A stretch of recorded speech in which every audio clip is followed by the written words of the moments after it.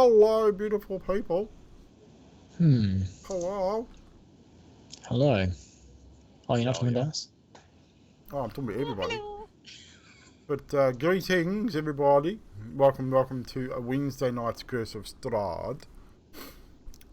Well, I think everyone's organised. Look, Tracy's got a pussy on his lap. And it seems to be in his face. He's all set for the rest of the night. Yeah, he's sorted. Adam, you're still a little quiet, my friend. So I'm not sure whether that's your microphone or what. It was okay before. But hopefully, you just have to talk louder. Triple Stab does anyway, doesn't he? Triple Stab, yeah, possibly. Mr. Roasted Chickens, welcome. Right, so I don't think we have any announcements at all for tonight. Just obviously the usual. Check out the YouTube, check out the Twitter.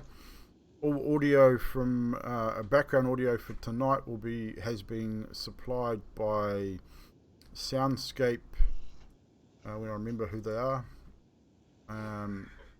Soundscape Studios, www. No. Sword Coast Soundscapes on YouTube. I will put a link in any when we do upload the YouTube videos to YouTube. There will be a link to their YouTube on that as well. But Soundscape, Sword Coast Soundscapes. I'll get there eventually. They have a whole range of different audio available for different campaigns. All the audio I've gotten is their Curse of Strahd audio, which is actually specific to this campaign, which is pretty cool. That person in the top right is bald, yes, and my forehead glare is 1,000. Just so you know. But without further ado, I think we should just kick it off and recap our prologue and get straight into episode 1 of our Barovia campaign. So, we began our story in the small village of Cragshaven, in Faerun on the Sword Coast, where local folk hero Carnos met and recruited 5 more adventurers to aid him in travelling to Barovia, relatively unheard of area that no one can seem to get to without an invitation, in order to rescue the fair Irina Kuliana from a foul beast. Having been given a letter from the burgomaster, her father, you then travelled to the forest camp not far from Cragshaven, where your host Giovanni the Vistani Gypsy regaled the story of his people and their prince and saviour. Then his mother, the blind leader of the Vistani people, read your fortunes. But as your voice trailed off, you all came to realise that you were now alone. The gypsy's gone, fire burnt down and almost cold. Strange surroundings, unfamiliar woods with an eerie mist seemingly clinging to all the trees. You all stand looking around, trying to spy something familiar. Emilia is the first to notice, a small path heading to the northwest. You all sense an eerie feeling as though you are being watched. We now turn over to our players. You guys are standing alone in this small clearing. The mist thick in the trees, the sky cloudy and grey, not raining but very overcast. And Emilia, as I just mentioned, you, as you're sort of looking around to the northwest, you spied a small gap in the trees that seems to be unhindered by this very thick and foreboding mist.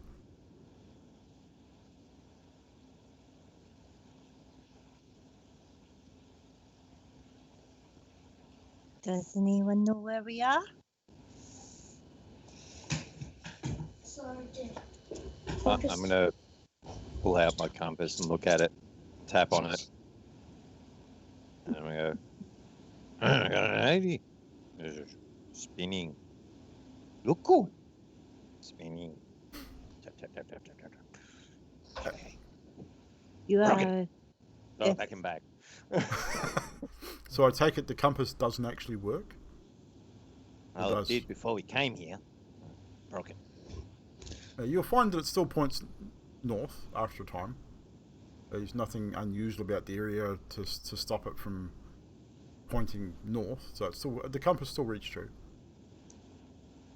Cool. Nah, it's the compass is actually a dual compass. So one points north and the other one's actually pointing home. And that's the one that's spinning around like nuts. Okay. Makes sense.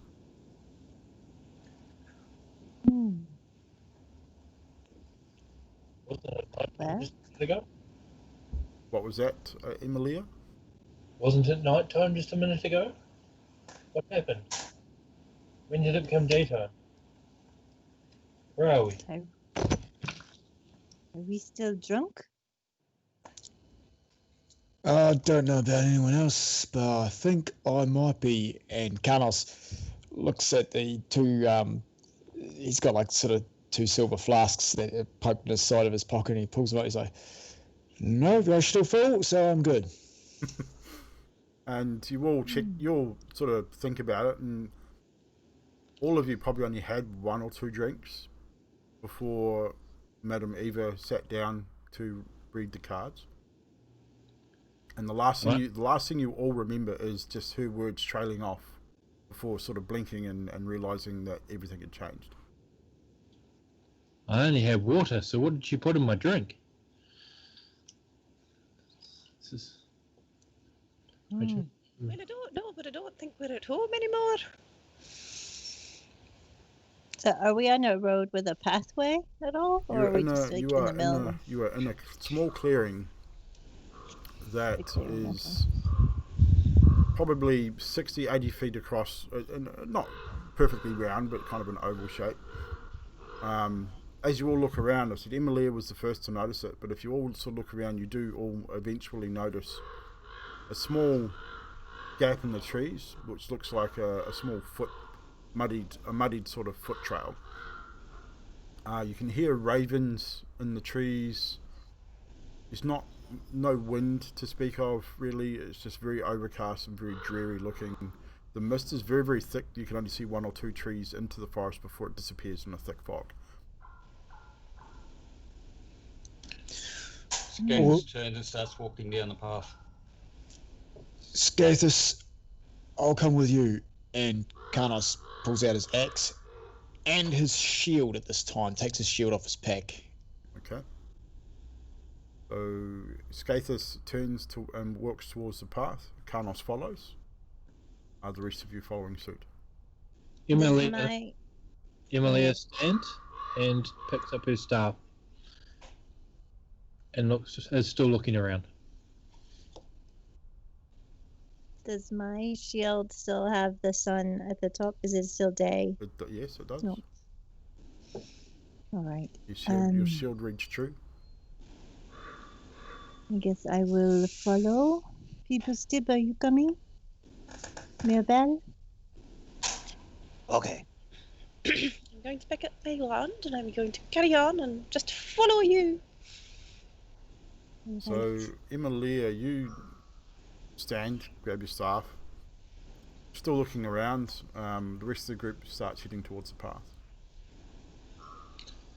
I will follow. So you bring up the rear. You all head towards this little foot trail that you have spied after standing and realizing that you definitely are not where you were. After about 15-20 minutes, what seems like about 20 minutes, half an hour, the trail leads to a not wide, but probably 2 horses wide, like a small road. Not sealed, not gravel, but just a muddy road. It looks reasonably well travelled. You can see what looks to be cart tracks and hoof marks from horses. It's not overly mottled or rutted, but it's definitely a reasonably well used road. It's not very nice to stand on, so it's reasonably muddy. Black pools of water stand like dark mirrors in and around this muddy roadway. The giant trees on either side of the road still, as you look around, thick with this fog. And again, you can only see 2 or 3 trees into this foggy sort of interior. With the tracks that are there, can I work out which way has the more tracks going in that direction, or? Roll a investigation check for me. First roll of the night, ladies and gentlemen. 11. 11? It's kind of hard to tell. Like you're kind of very difficult to determine which way would have more tracks, but there are definitely tracks leading both to and from. Carnos, you were given a map with your letter, which I have posted into the group chat. Excellent.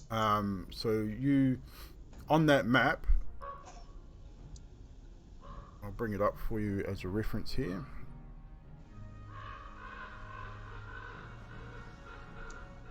On the map there, on the far right hand side of that map he's looking at on screen, or on my screen, even if you had it up yourselves, you'll see two towers on the far right on the red road. You guys are on the opposite side of that those towers. So looking at the map, you've got obviously north, south, east and west. You guys are coming in from the east, travelling west along this road. Carnos Giovanni did mention to you that you would be travelling through a set of a gate of some description, and on the map you see a reference to that gate leading in the west, leading down this road.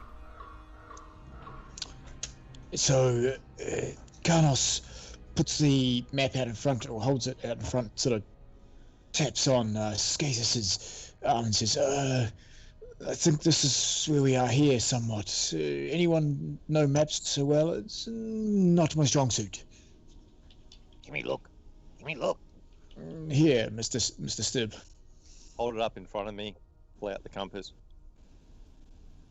I'm turning around until it looks north and go, north.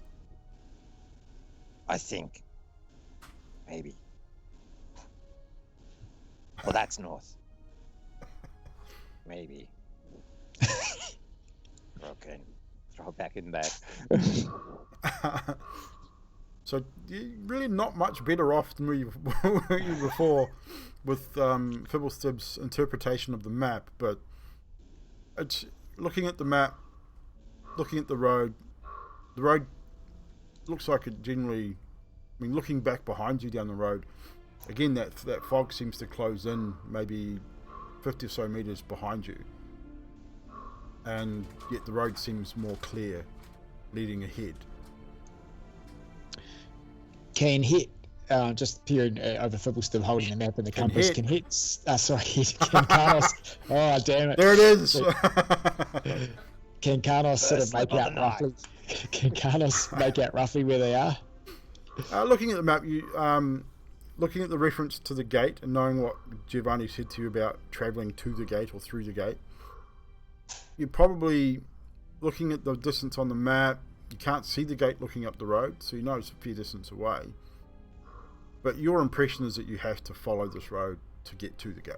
I mean, looking at the map and sort of judging roughly. So it's not a really well drawn map. Like the map that we're using as a reference is probably better drawn than the one you have. So it's very rudimentary, but it serves a purpose. I think if we just keep following the path along the way, I think we'll be good.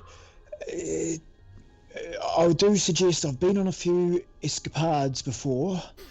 I do suggest, Mirabelle, lovely as you are, that you may keep to the rear, and anyone else of the casty ability may want to stand backish as well, because when the axe starts a swinging, yeah, it gets a bit hectic up here. Emilia joins closer to the group from the back, Okay. trying to avoid the puddles, holding her dress upwards to not get it messy. Okay. I'm just going to stand there and shake my head. Alright. It's all right, Mirabelle. I will protect you. Just keep behind me. And it's right about that moment that you hear a chorus of wolves in the distance. Not close, but he's probably, sounds like a lot, probably a dozen or more. Very, very eerie sort of sounding. Oh, I think we best be on our way, guys. Time Sounds to like they're go. coming after us. Yes. Time to go. Let's go. On our way towards the wolves, then. No. Yeah, well, Oh wait. Away from mist. Go down road. Straight ahead. Let's start walking straight ahead. All right. I will follow. Are you following from the front or from behind? I will be like up the front, following someone who knows where they're going. so nobody. Right, I shall brandish my wand and I'll jump up beside him because this is a big adventure for me. Come on then. Gaither starts walking down the road. I was figuring Skathis was kind of leading. So, Yeah, already. rough order: Skathis, Carnos in the lead, followed by Zadriel, Fibblestib, Himalaya, and Mirabelle towards the rear, I would imagine. Or Mirabelle, did you want to keep just behind me or further back? are you going to be in the middle? Okay, so Mirabelle in behind. It was Zadriel and Fibblestib and Himalaya bringing up the rear. Sounds about right. Okay, so you start walking. Again, still hearing the ravens sort of in the trees. On occasion, you hear that chorus of wolves come back in the distance. Don't seem to be getting any closer, but they're definitely there, and it's a little unnerving. Emilia, you would probably know more than anyone that the wolves are more than likely tracking you, because they're not getting closer, but they're not getting any further away either. So whenever you do hear them, they're still there. It hasn't got any louder or quieter at this point. So it's a little unnerving for all of you to hear these wolves. I mean, I would imagine that you've all had probably dealings with wolves or some form of wildlife in your lives, but probably not a pack of this size. It definitely sounds like there's a lot.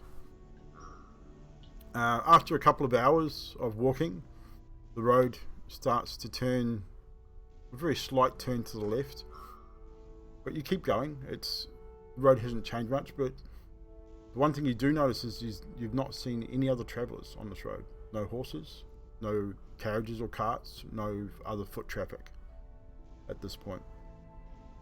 Is there anything you guys wish to discuss further while walking and travelling along this road?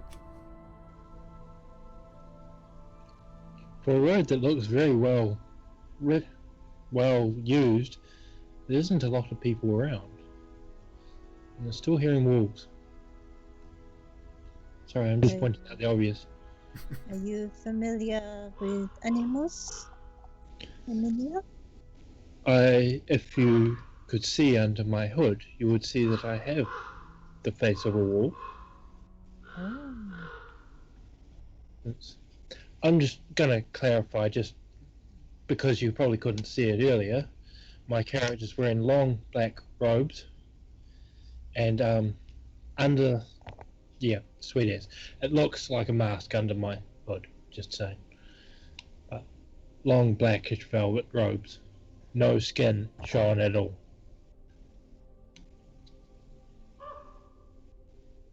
Okay, so you see the muzzle of what looks to be a wolf's head under the shadow of of her robes.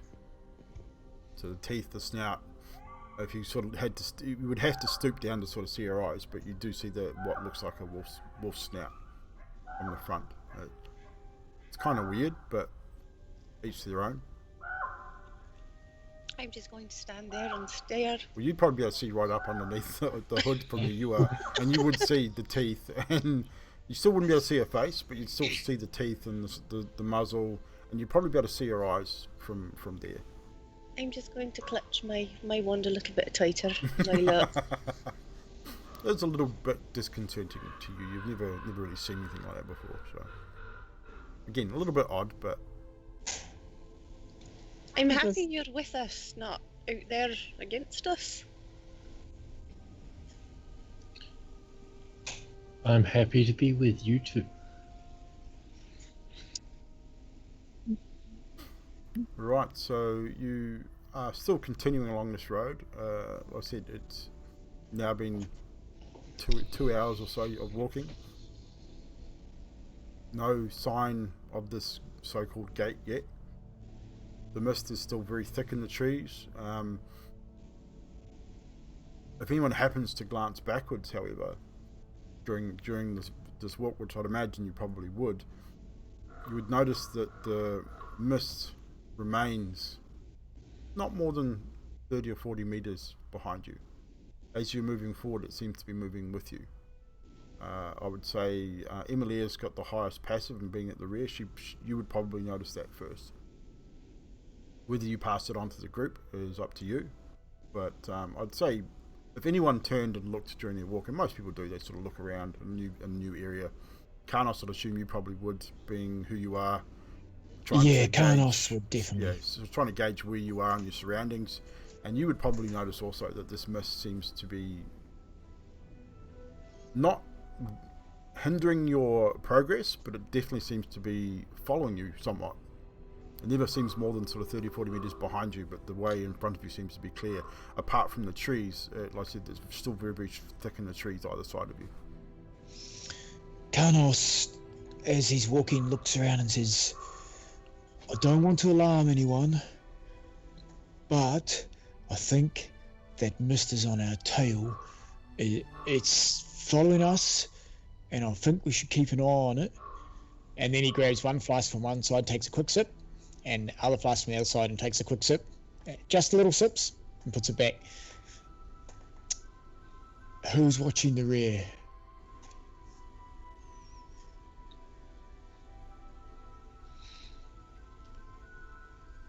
No one, apparently. I'm just walking down the road. I'm gonna take out my warhammer and kind of like do this to the mist to see if it moves. So you're gonna walk which way? You're gonna walk to the side of the road to the forest, either side. Or you're gonna go back the 30 or 40 meters to the mist behind you to do that. To the side. The side. So you go to the side of the road and sort of step into the trees a little bit. So walk towards the mist, which doesn't seem to move as you get closer to it. And you wave your warhammer into it. Nothing seems to happen. It's just mist. It moves. It kind of moves a little bit with the warhammer as you wave it through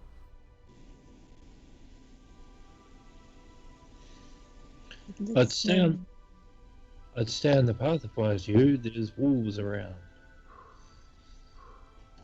It looks like normal mist to me. Normal mist. Is there any tiny rocks or something on the floor? There'd be small rocks and bits and pieces and sort of discarded like bits of wood and stuff lying on the road for sure. Alright, I'm gonna pick one up, clean it off, Perfect. and then I'm gonna cast magical trickery on it. Yep. Radiant light, which is a 5-foot square, and then I'm gonna turn around and piff it into the mist. Sure, right, not a problem. As you do that, the cast works. You fire it into the mist. You're only small, so it doesn't go a huge distance, but it goes into the mist, and the radiant light, you can see it. It's very hazy through the mist, but you can definitely see it.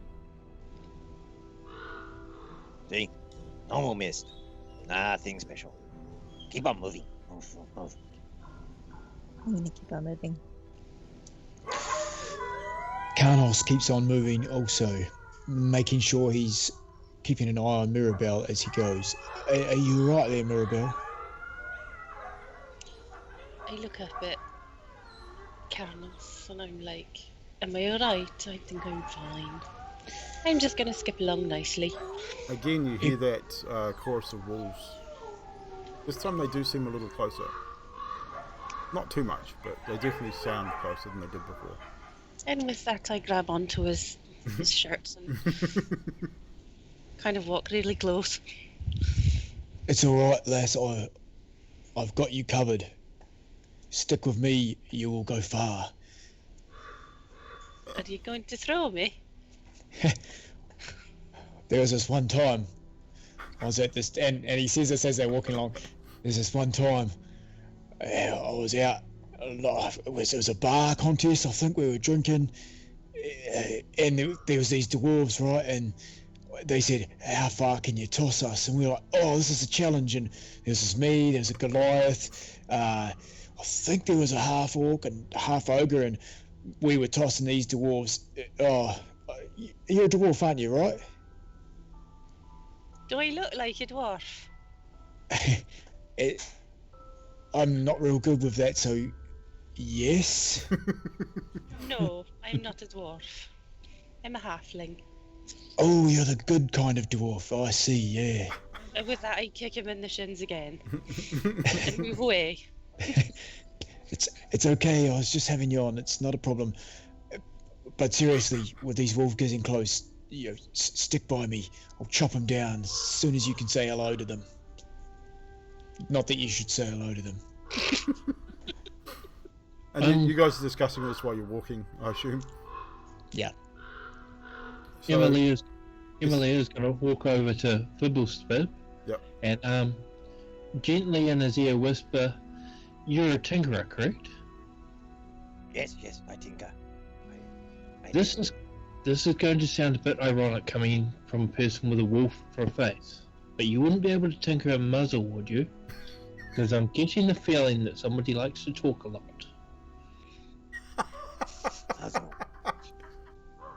Maybe. Need measurements, metal, spikes, leather. Need leather. Maybe a hide. Rope. That would do. I could make. Interesting. Well, if we have to kill an animal, I might be able to get you some of that gear. Ah, yes. Animal. Kill. Gear. Right. A famous scientist. So another couple of hours pass as you continue to walk and talk. You guys, you don't really know each other apart from what you. I mean, obviously those who've heard of Carnos know a little bit of his exploit. I would assume that you'd all be a little wary of each other. Those that don't know each other, you'd be maybe a little concerned. Maybe not, depending on on your character. But again, after a short time, that chorus of wolves can be heard once more. This time closer again. They definitely seem to be getting closer, but again, not close enough where it's a real concern military-wise for you, Carnos. You hear them and you think they're closer, but not close enough that they would maybe attack at this point. But they're definitely tracking you guys. I mean, that much is pretty evident. That feeling of being watched is still there. It hasn't lessened or increased, but you just feel that there's something watching you, whether it's from the trees or from whether it's maybe even just the presence of the wolves alone. After a short time later, probably it'll be coming up probably the 4 or 5 hour mark now, you notice as you turn a right hand bend in the road, the fog spills out of the forest to swallow up the road behind you. Again, a head jutting from impenetrable woods on both sides of the road, high stone buttresses looming in the grey fog. Iron gates hang from the stonework. Dew clings to the cold bars, rusted. 2 headless statues, armed guardians. Full armor statues either side of the gate, heads lying in the road either side. Really, as you sort of walk up, it's a real ominous sort of feeling as these things sort of very, very tall. Very, very tall indeed. I will find a reference photo for you guys. As you approach, you see that in the road. The road winds up to them, and it's just 100 or so meters tall. It's just, you can't see over it. It just sort of disappears into the cloud, into the sky. The statues alone are probably 20 or so meters tall. They don't need wall. They already got wall. Are we meant to go in there? Well, big dude said something about gate. That gate. Yes. This is true. Shall we go and knock on the gate? Is it a knocky gate, or can we see a pulley thing to? I don't know. Ring a bell. Well, you're probably about 50 or so meters from the gate at this point. This is what you see as you approach, and as it steadily gets bigger and bigger as you get closer and closer. Standing probably 20 or so meters back from the gates are closed. Doesn't seem to be any guards anywhere guarding it. Doesn't seem to be any kind of living creature anywhere around at this point. Do you continue to approach the gate, or you want to look around? What do you guys want to do? What we need, There you go. what we need, is a bird person to fly up on top and see if there's anything up. Well, unfortunately, I don't think we have one of those, do we? And I look at Zadriel. Do you have wings, love? How high is the gate? 100 meters. You wouldn't know whether she had wings or not. She's just a paladin. She's just wearing armor. You wouldn't even know who her race is. Do they not have? But you don't know her race, so you wouldn't know. She just looks Okay. human to you. Okay.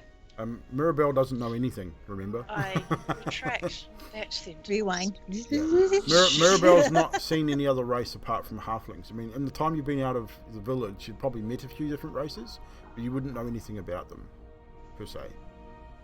So you wouldn't know that she was Asimar.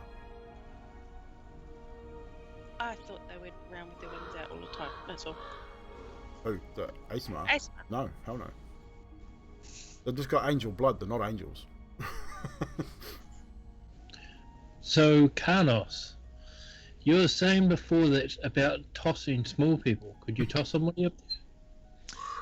Oh, Emilia, right? Yes. I like your enthusiasm, but I am not that strong. Damn. I mean, don't get me wrong, I'm strong, but that is a long way up. Some more who's got the highest passive? That's Emilia, I think. Emilia. Fibblestib and Skathis are up there as well. Skathis, you're in the front, leading forward. You're probably the first to notice it, being in the front. You catch a glimpse of movement in the trees to your right, seemingly in the mist. Just a figure darting from your left to your right, and then it's gone. Then after a few more minutes, you spy it again. This time moving right to left in a different set of trees, almost like from tree to tree. Then into a set of bushes, and the bushes seem to move slightly, very, very quick. You're not sure what it is. You're not sure if it's animal or humanoid, but it's small and very fast.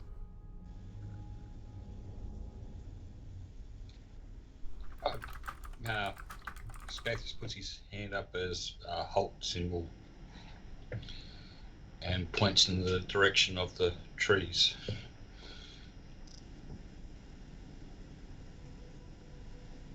What is Muted, that? buddy. Sorry, Carnos been right behind him. Immediately stops, and yeah, Zadriel, you can carry on there. What are you pointing at?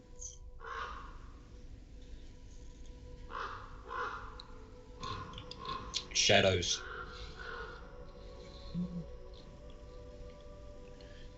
Yes, all you get is that one word, shadows, from Skathis. On stopping suddenly, Emilia steps in a large puddle and scowls.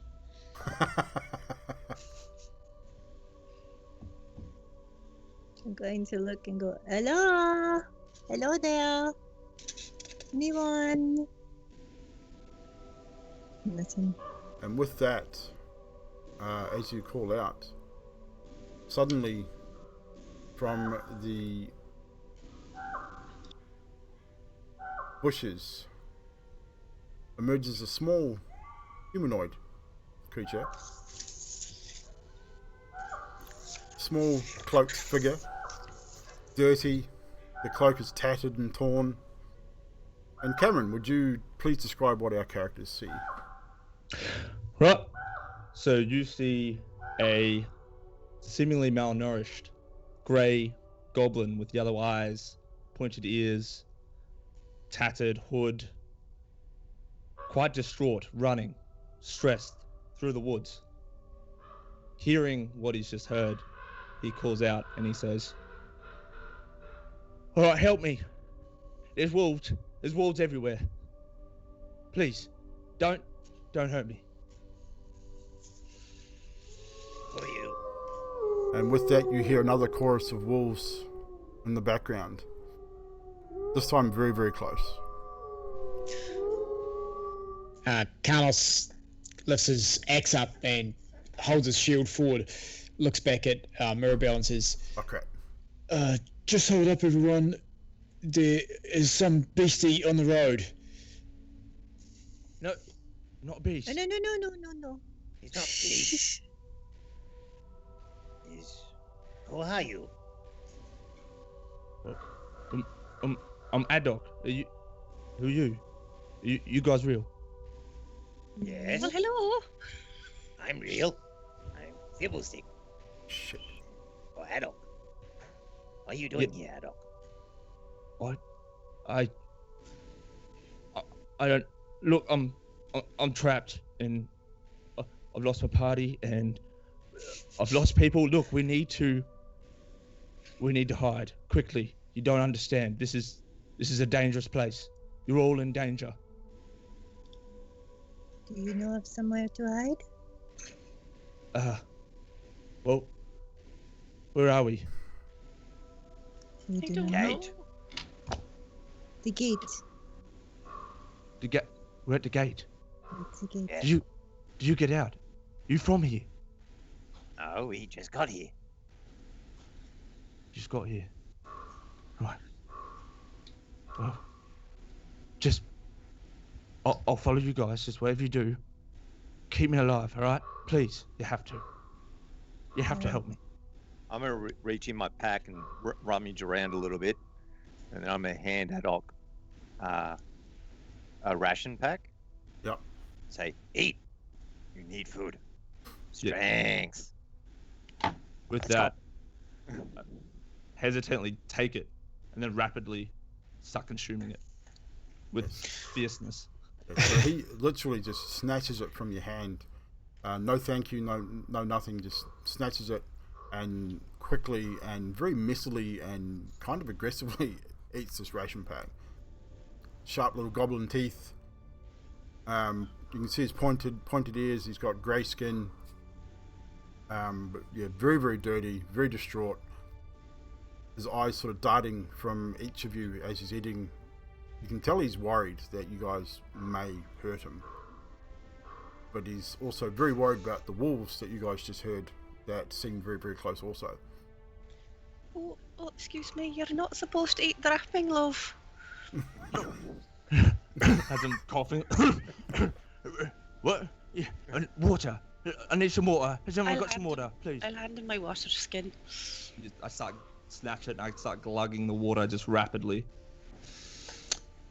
Carnos steps forward while he's eating and he's looking him over and he's like, I don't, correct me if I'm wrong, but are you not a goblin?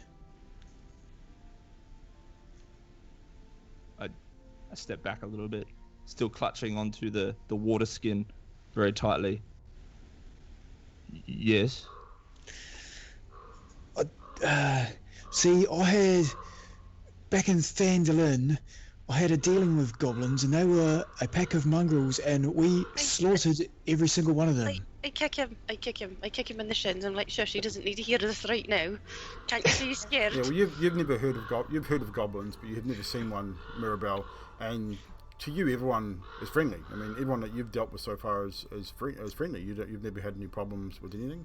You've not heard of goblins being nasty little creatures or anything like that.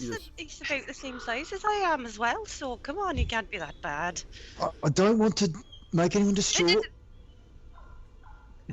Just let him eat and drink. I'm not hurting him. I just want to ask him a few questions. Let's be nice here, okay? I have not. People that don't like. And with that, you hear another chorus of wolves. Once again, which Adok jumps with fright and starts looking around the trees, sort of backwards and forwards, and then back to you guys, and sort of back to the trees, and you guys, the wolves are now very, very close. See the group Skathis. with the wolves to us. Skathis readies up. So you just get into like a ready battle stance. Come and stand by me, Lovey. Come and stand by me. You'll be safe here and behind this lovely big thing's robes. Are you gonna, from the take wolves? Charlotte off my back. Make sure she's loaded and ready to go. And the one thing you guys notice about Charlotte too that I forgot to mention in the prologue is Charlotte is a full-size musket, and Fibblestib is not very big. So Charlotte and Fibblestib's hands does look rather interesting. Anyone who knows the length of a full-size musket compared to a 3'9" gnome, 3.5 foot. or 3.5 foot gnome with a probably a 4.5, 5 foot musket. Yeah. I'm surprised he hasn't fallen over yet. I'm surprised. Well, he looks kind of funny, but it's I had to mention that before. But yeah, so the wolves definitely sound like they're closer now. I mean, again, probably not close enough where an attack is imminent, but definitely close enough to be a problem or to be a worry. What are you guys doing? I say we keep moving. I agree. Keep yourself ready, but move on. Is there a town nearby? I would just like to say, with hearing the wolves, you would have noticed Adok just darting into the nearest bush. like he's just gone. He's just disappeared. I'd like to try and stealth if I can. You can. Adok, where are you? I'm gonna shine my light I'm gonna shine my light around. Alright. Like, I've got a 13. So 13. Get off his position.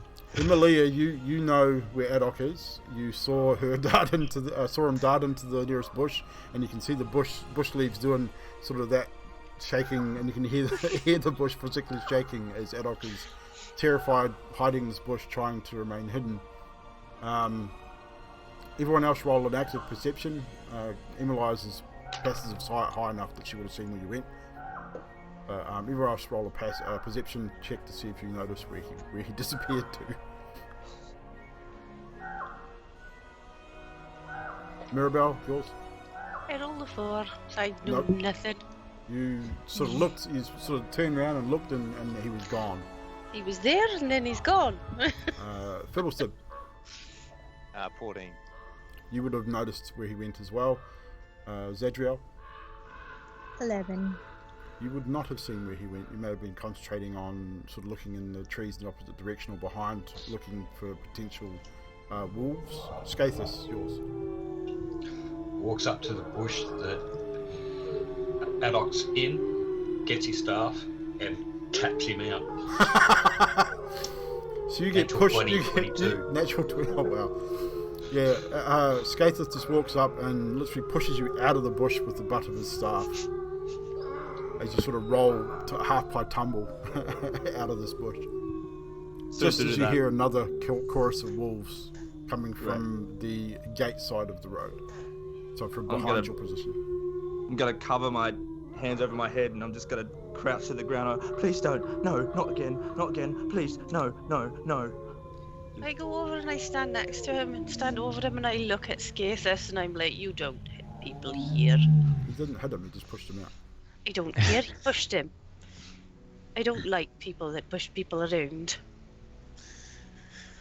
Emilia's going to walk over and look down at Adok, and as Adok looks up, he's going to see is the wolf face coming up. Oh no. Oh wow. Just see Adok completely scream and then try to scramble backwards as rapidly as possible.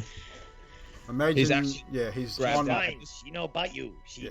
she Yeah, imagine Adok is on his backside on the dirt, just crawling backwards, hands and feet, trying to push himself away from you as quickly as possible. I'm gonna take one of my rations out, and I'm gonna stand there like, Adok, come here. Look, come here. You're safe. You are safe with us. And Adok, you smell the rations, and you are so hungry.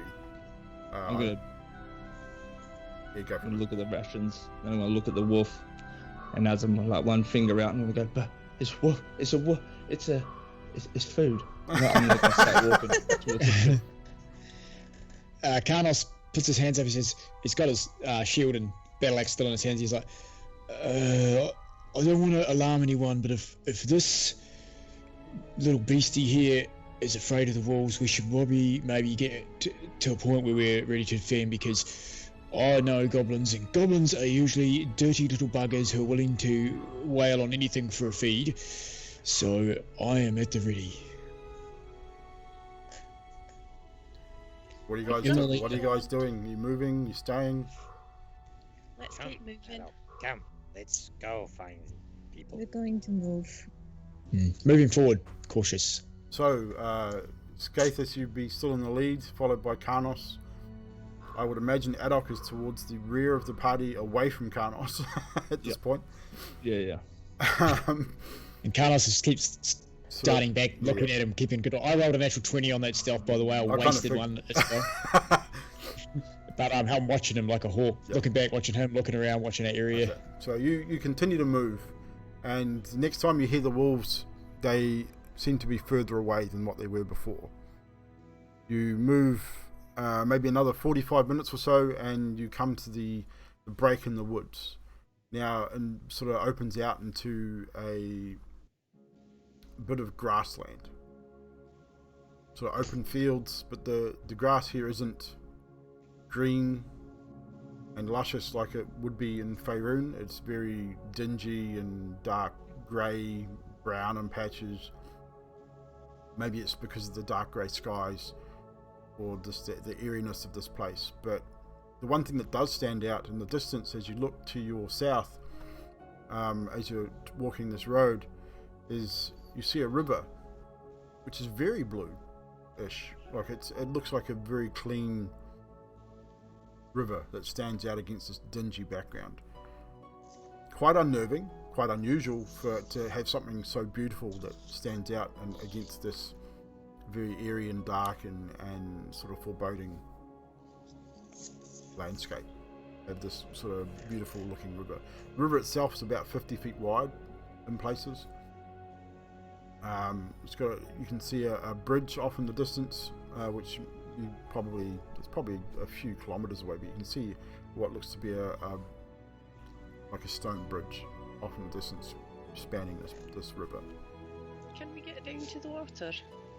The water's probably 200 meters or so away. It's a bit of a walk, but if you wanted to go to the river, you could.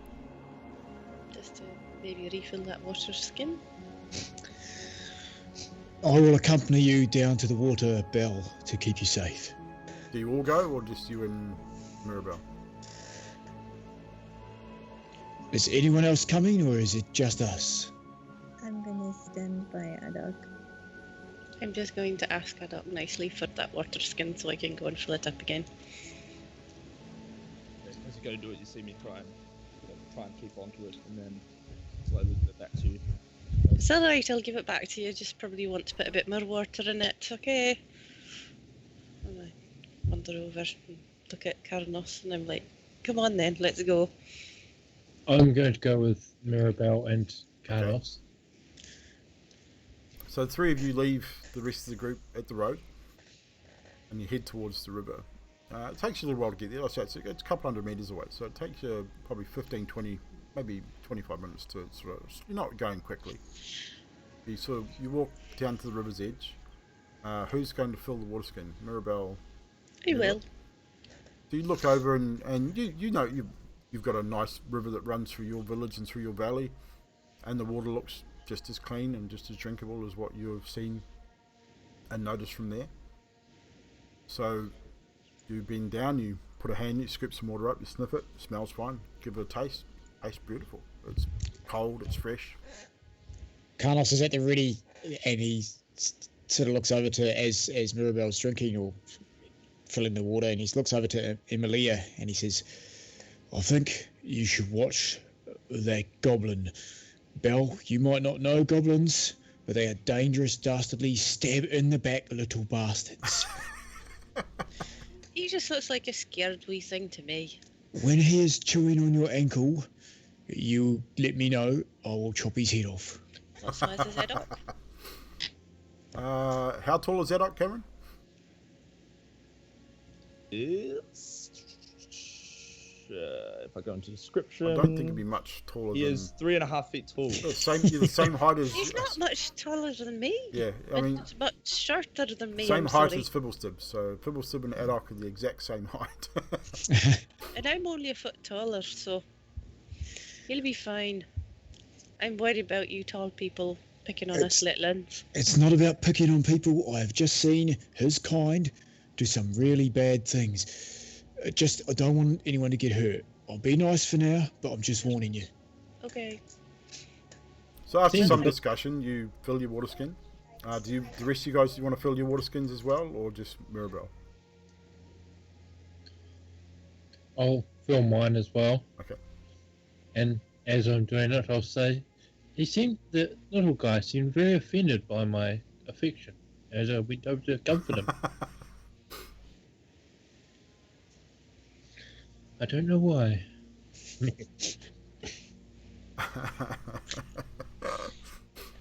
So after filling your water skins and a little bit of discussion, you return to the group.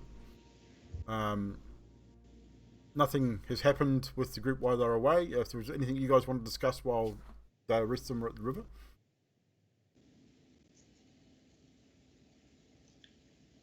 I would just be munching on food. Does he look like he's bleeding or anything like that? He's probably Wounded? scraped and like probably just coming through the forest and the trees. He's probably got some scrapes and bruises. Nothing superficial. Just very dirty, very malnourished and thirsty, and just disheveled, like really disheveled. Like his clothes are all tattered and torn. He looks like he may have been running around in the forest for probably a better part of a week or two. He's just very disheveled. Eyes wide and darting, like he's always looking around. He's looking at you guys, he's looking at the forest, always looking back at the forest, and just his eyes are always darting. He's very unnerved. Very, very scared. What is it you are running from, little one? Wolves, druids, mist, me, werewolves, vampires, everything. You hear that, Purplestib? Hun?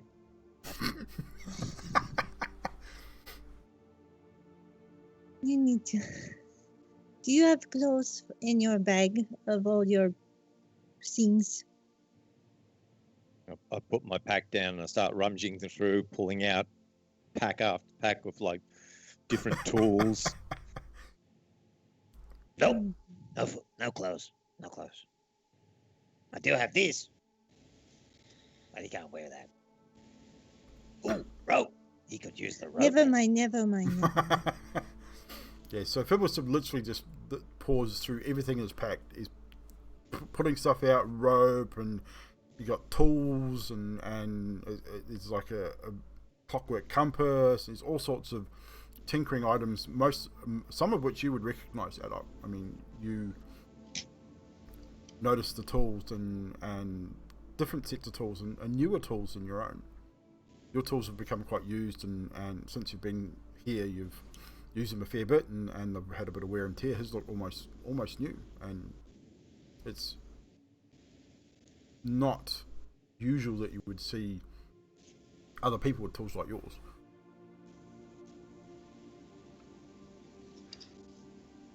Seeing you pulling out all of this stuff, Fibblestib, I'm going to walk up and pick up the clockwork compass that you've pulled out. If you're not holding it. No, it's on the floor. That's in the fold. Yeah, I'm going to pick it up.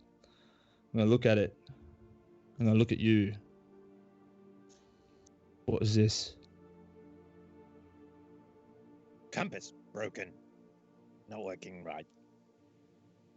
Broken. You'd see like a normal compass, and there's like a crystal that's pointing whatever direction it really is, and then another crystal that's just slowly spinning. Hmm. Because it's actually his own invention. So it's got like a normal compass, and then the other one always points home, and that's the bit that he keeps on talking about being broken.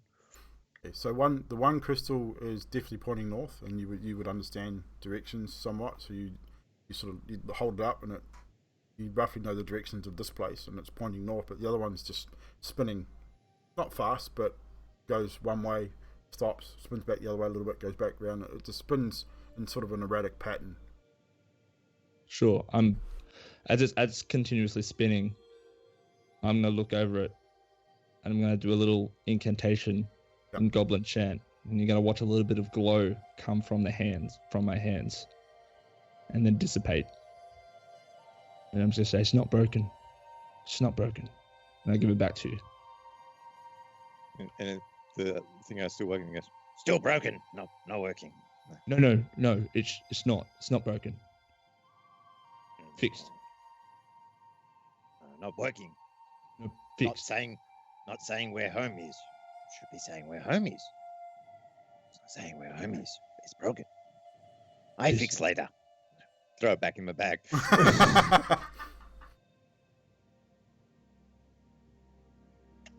You explain to him what you did? No. No? Nope. Okay. Yeah. Actually, can I do an insight check to see if I know what he actually did? Yeah.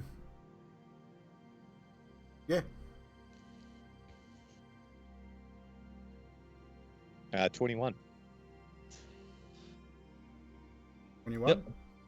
Okay, so he knows what you did, so would you explain to the rest of the group and the viewers what he did? Yeah. No worries. Basically, what I've done is I've used a bit of basically magical tinkering to have a look at it, and a bit of my arcane knowledge, and then I've used mending as well to make sure that it was still working. But it's fine. Like from what I gathered. So what you gather, it's definitely not broken in the mending sense, but Fibblestib knows that it's broken because it's not pointing home, because it wasn't working in the first place. So it wasn't anything physically broken about it. Yeah. And with that, Carnos, Mirabelle, and Emilia return from their trip to the water to refill waterskins and rejoin the group. Is Edok not wearing clothes? He's wearing clothes, like does very tattered and worn, and all scuffed up and dirty. Because you can tell he's been running around in the forest for quite some time. Well, he's not much there. He's not much shorter than I am, so I'll go through my pack and give him my spare set of clothes. Do you have a spare set of clothes in your pack? I do have a spare set of clothes in my pack. I would definitely take them. For sure, absolutely. What do they look like? They'll be women's clothes, I would imagine. It won't be much different from what I'm wearing, except for the nice green You boots. do so not you'd have be- a spare set of clothes in your bag. I do have a spare set of clothes in my bag. Really? Yeah. I'm looking at your backpack and you do not. Travellers. They're your clothes. Those are your clothes, lady. So I'm wearing those clothes. You're wearing traveller's clothes. Sorry, Yes. I can't give you anything. Nice try, though. I don't have a bedroll though. I was looking at it, so I'm pretty sure you don't have a second set of clothing in your bags. I mean, you can give him your clothes if you like. I mean, you would be naked, but... You sure? Wrong character. This is what happens when you run multiple campaigns, people. I was actually thinking she learnt from her last experience of sticking her hands into stuff and getting naked. True. So, do you continue on your journey towards, down this road? You have, looking at the map, you know that there is a village on this road. You're not sure what the village is. but there is a village marked on your map you have, Carnos. Carnos holds a map out in front of Skathis, and he looks back at Adok, and he's like, "Hey, he goes, right, I think there's some sort of village here, maybe, yeah. Yeah, what do you reckon, Skathis?" Skathis nods his head. Team, Skathis, team, and Goblin. Skathis says... Not Goblin, ad hoc. Yeah, sure. Skathis says there's a village up here, and he thinks it's a good idea that we head to it. I don't know how they're going to receive you, Doc, the Goblin.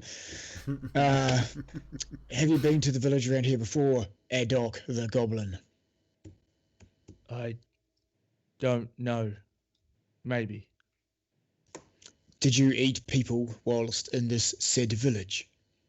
No. Who do you think I am? Kind of.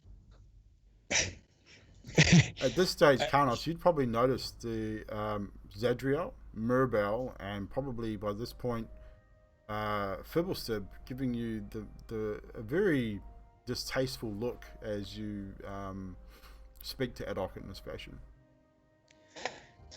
I don't want to alarm anyone, but I've been attacked by many goblins before, and it is a painful stack of needles. I look at him and I'm like, but have you been attacked by this particular goblin before? No, once I... That was not what I asked. I asked if you'd been attacked by this particular goblin. Okay, I've never been attacked by this goblin, nor have I been attacked by rabid wolves, but we are running from them. Leave him alone. You just leave him alone. He's very scared. Let's just he's just very scared. Emily, Goblins Skathis, make best cogs. Make best cogs. That could be true. I don't have a clue what you're talking about, but Emilia, Skathis, help me here, someone.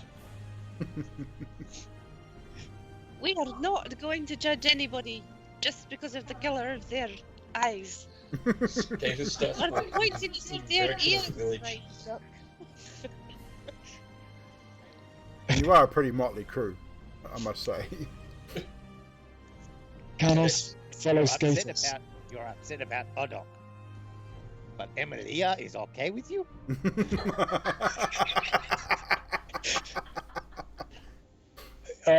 From what I can tell, I don't know what Emilia is. And she's proficient with a stick, so you're good. And I've never been attacked by many Emilias before. I have been It's attacked by fine, yeah. humans before, and they are a pain in the ass too. So, we go. He is under my protection. That is fair. If it kills you in your sleep, I won't say I didn't warn you. Good, because I will be dead. So, let's go. Best character ever. um, I love Adok, Zadriel, she's great. the one thing you notice right away, apart from the obvious, Mirabelle seems to be very protective of you, is that Zadriel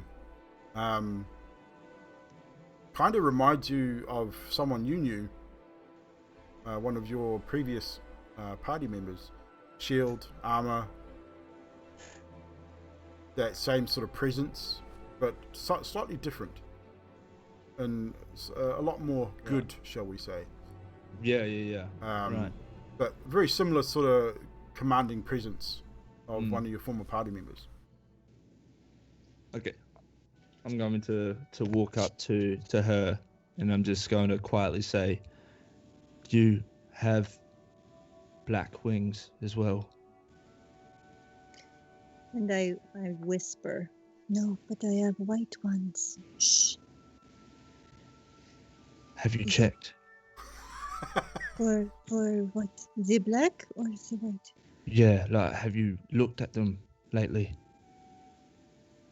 Well, they are behind me, so no. Like right now? No, because I don't want the other people to see. Oh, right. Okay. Just to be clear, You are what I think you are. Which is what? I don't know. Why are we whispering? Oh, what? Why are we whispering? I don't know. Okay, we'll stop now. Okay, all right. Ah.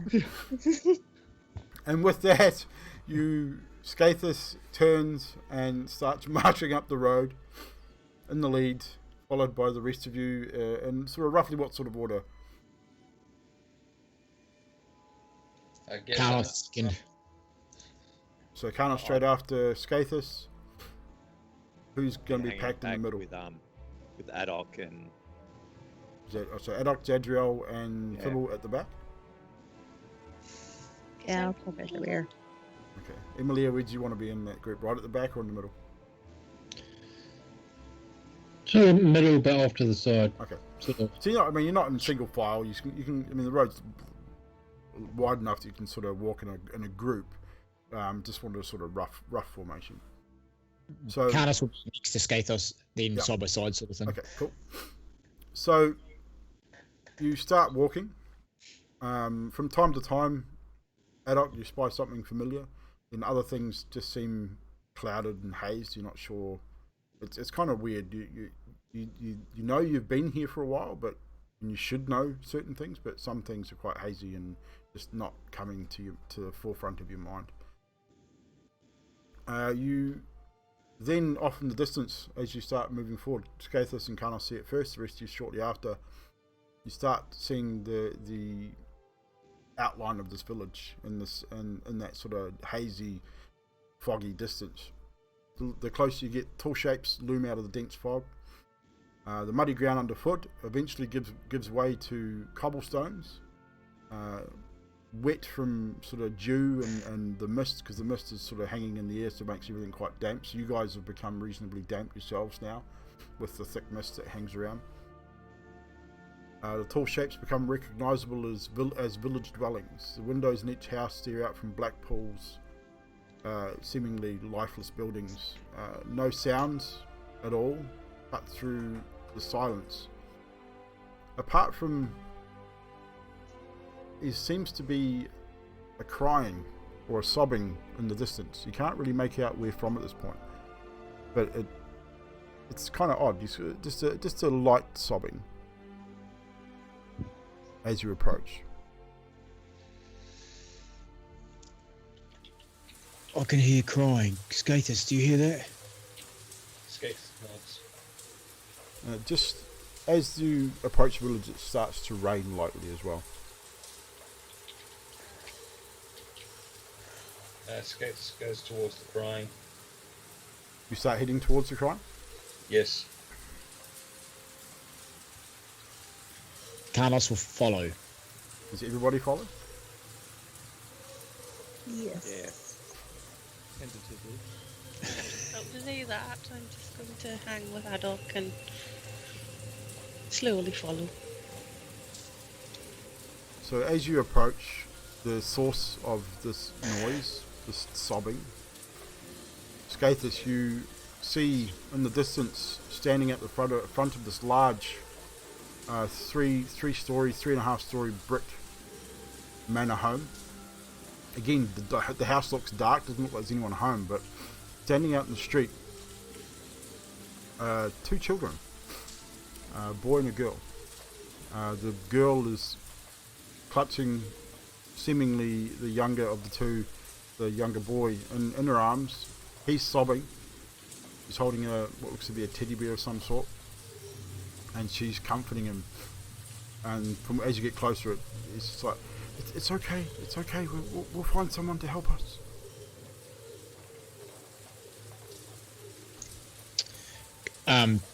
So we all hear this? You will, by the time you sort of get close enough, you'll all see them and hear them too. This is Carnos' wheelhouse. He just steps forward of Skathis and is like, "Never fear, young children, your heroes are here." And he sort of waves his arm across the group, but especially avoids waving his arm across Adok. As you do that, the girl sort of wipes the tears from her eyes and sort of turns to you and sort of shushes her assuming they're probably brother and sister, but she sort of shushes him and pulls him in close. Are you here to help us? Who are you? Yes, we're here to help. I'm Carnos, and I'm not terribly good at this. I'm just good at swinging my axe, really. So, yes, we're here to help. Axe, don't hurt us. Oh, Please. Right. Sorry. And Carlos puts the axe and shield back on the sort of the hatches on the side of his backpack. Are you here to kill the monster? There's a monster in our house. And she points to the big house that you can. It stands out from all the others because it's so tall and it's quite wide, brick. It's got iron sort of gating and fencing around the outside of the front. An old wrought iron gate that seems to be half hanging off its hinge. Very fine looking house, but it looks dark and empty.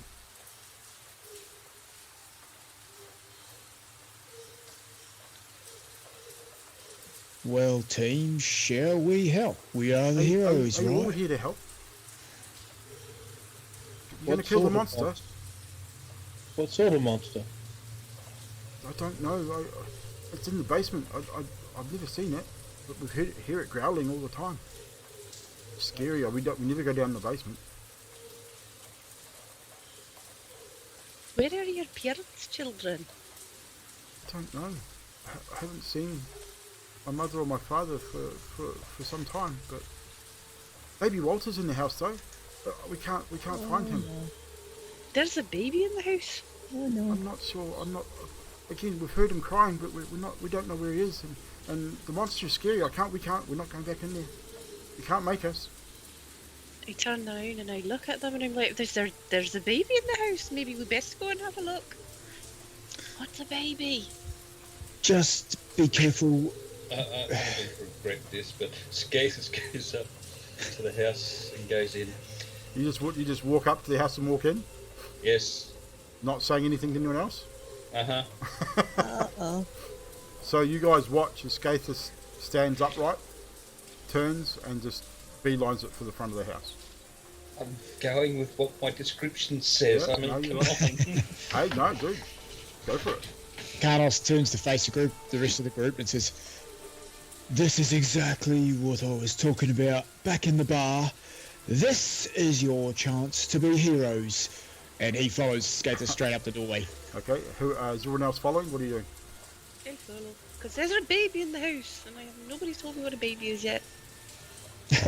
You know what a baby is. Did I hear Adok say what he said? What did you say, Ella? I said nope. When they said, like, you're here to save us, I would like, nope. Everyone would have heard it. I don't think he's being quiet about it. I'm going to look back at Adok and go, why do you say no? Why do you not want to help children? Just one moment. I'm going to walk up to the kids and I'm going to grab them by the face and look at them in the eyes. Which one, the boy or the girl? The girl.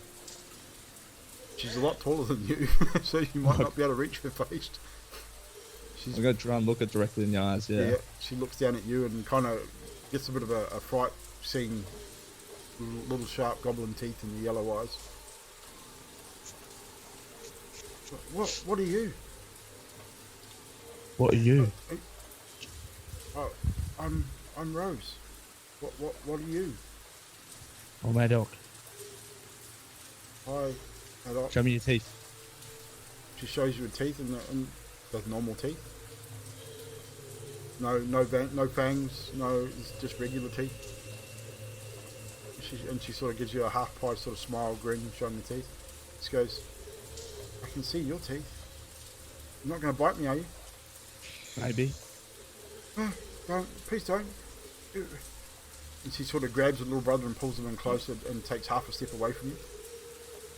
I turn back to Fiddlestick. I'll be like, never mind, we should probably actually help the kid that's in there. Oh. Well, perhaps you should not grapple the children next time, you know?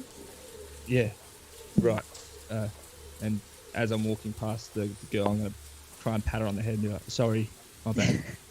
She sort of pulls back and sort of pat her on the upper arm. But, okay, Thank you. It's alright, Thorn. It's not going to hurt you. And she pulls your brother behind her. So now you're all heading towards the house. So Carnos and Gaithus, you guys are going to reach it first. So as you approach the house, it's a brick house that's seen better days. The windows are dark and grimy. The gates squeak softly on its hinges as you open them. And the houses on either side, again, both look abandoned and empty. The rusted wrought iron gate moans as you push it forward. Once you all eventually make it into the foyer of this house, as you all follow up, you finally escape the clinging mists and the light rain from outside and make it into this seemingly abandoned home. A chill hangs in the air and oaken doors stand before you, silent and brooding. You find yourself in an immaculate foyer decorated with portraits of heraldies. A family of stone-faced aristocrats watch you with disinterest. The plaque on the frame reads "The Dursts" in dull lettering. On the southern wall, what's that, right? Just as I go past the gate, I'm going to squirt some oil on the hinges and then Okay. fixed. And indeed they don't squeak anymore. On the southern wall, I'm just gonna say, Emily is gonna say loudly that maybe the monster is the baby. So I've met babies before. I've not really got anything to do with them. Follows hesitantly anyway.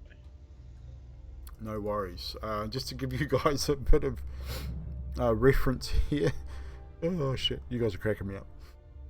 These are the children that you have just seen in the street. Oh God, no! Yeah, that's the funny killer, aren't they? Someone needs some melanin. Yeah, they are very pale and dark and dreary. But yeah, that was the kids that you saw in the street. I wasn't going to show you first because you might not have helped them. They look just like my kids, except with dark hair. And a cape. So no, my kids have the same cape. Those are the children you see. So on the southern wall you find a shield emblazoned with a coat of arms, a golden windmill on a red field. The mahogany frame doors lead obviously deeper into the manor. So what we will do now, when I find my reference maps,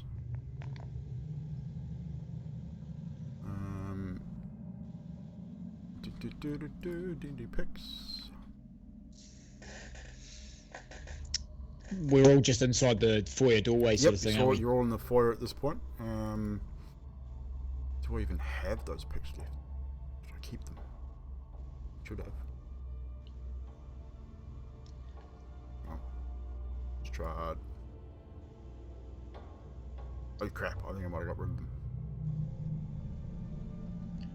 Emily is going to wipe her boots on the doorstep, very frantically trying to get the mud off them Okay. on the doormat. I didn't. Damn it. Or did I? Just give me 1 second here, guys. I did have. So it's good foyer talk zone, guys. Talk in the foyer. Have some roleplay while I see if I can find these maps. Doc, you should stick with me.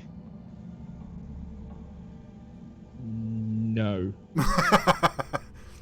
That's a wise choice. I want to keep my eye on you, however, because as I walked up to the house, I could swear you were going to eat one of those children. No. Well, I mean, look, I've only had children like once or twice in my life. See what I'm saying, everyone? No, but this was like a long time ago. I don't eat kids anymore, especially not these kids. Leopards and spots is all I'm saying, you know. Carlos takes a small sip from one flask and a small sip for another. What's a leopard? I look at Carnos. What's a leopard? There's another thing he hates. Oh no, I don't hate leopards unless they're eating me. I've seen humans eat humans. That's disgusting. Yes. Yes, the meat's all stringy. Not if you slow cook it with a little bit of salt. Ah, maps. Under maps. I knew I had them somewhere. I really do like you, Fibblestib. You're my kind of guy. So, sorry about that. It took me a little while to find it. But, we are now in the right area. So, 1 second here. Maybe we couldn't find some clothes adult size in the closet or something. You quite possibly could. Should we have a little look around then? Give me 1 second and you can.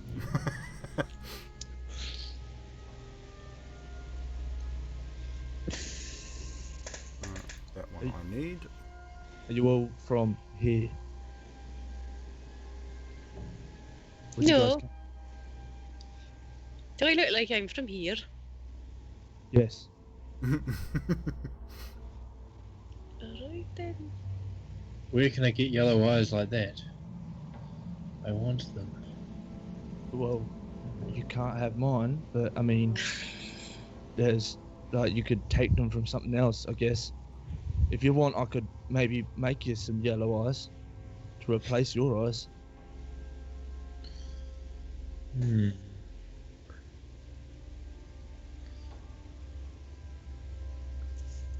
Amelia, what colour are your eyes? Pale blue. And you want to have yellow eyes like a filthy, disgusting goblin? Hey, I have yellow eyes. I look at Cedric. She has yellow eyes. Oh, you find me She kind of does. disgusting, huh? Yeah, she kind of does have yellow eyes. It seems you do have yellow eyes, but you are definitely not a filthy, disgusting goblin. I don't like you very much, laddie. You're just not very nice to people, are you? I actually think I'm usually nice to most of everyone except for. Need I say it again? Dirty, filthy goblins. No. Right, so as you make it through the foyer and you open the door, not locked, doesn't seem to be anything untoward, just a house. You open out into this area here.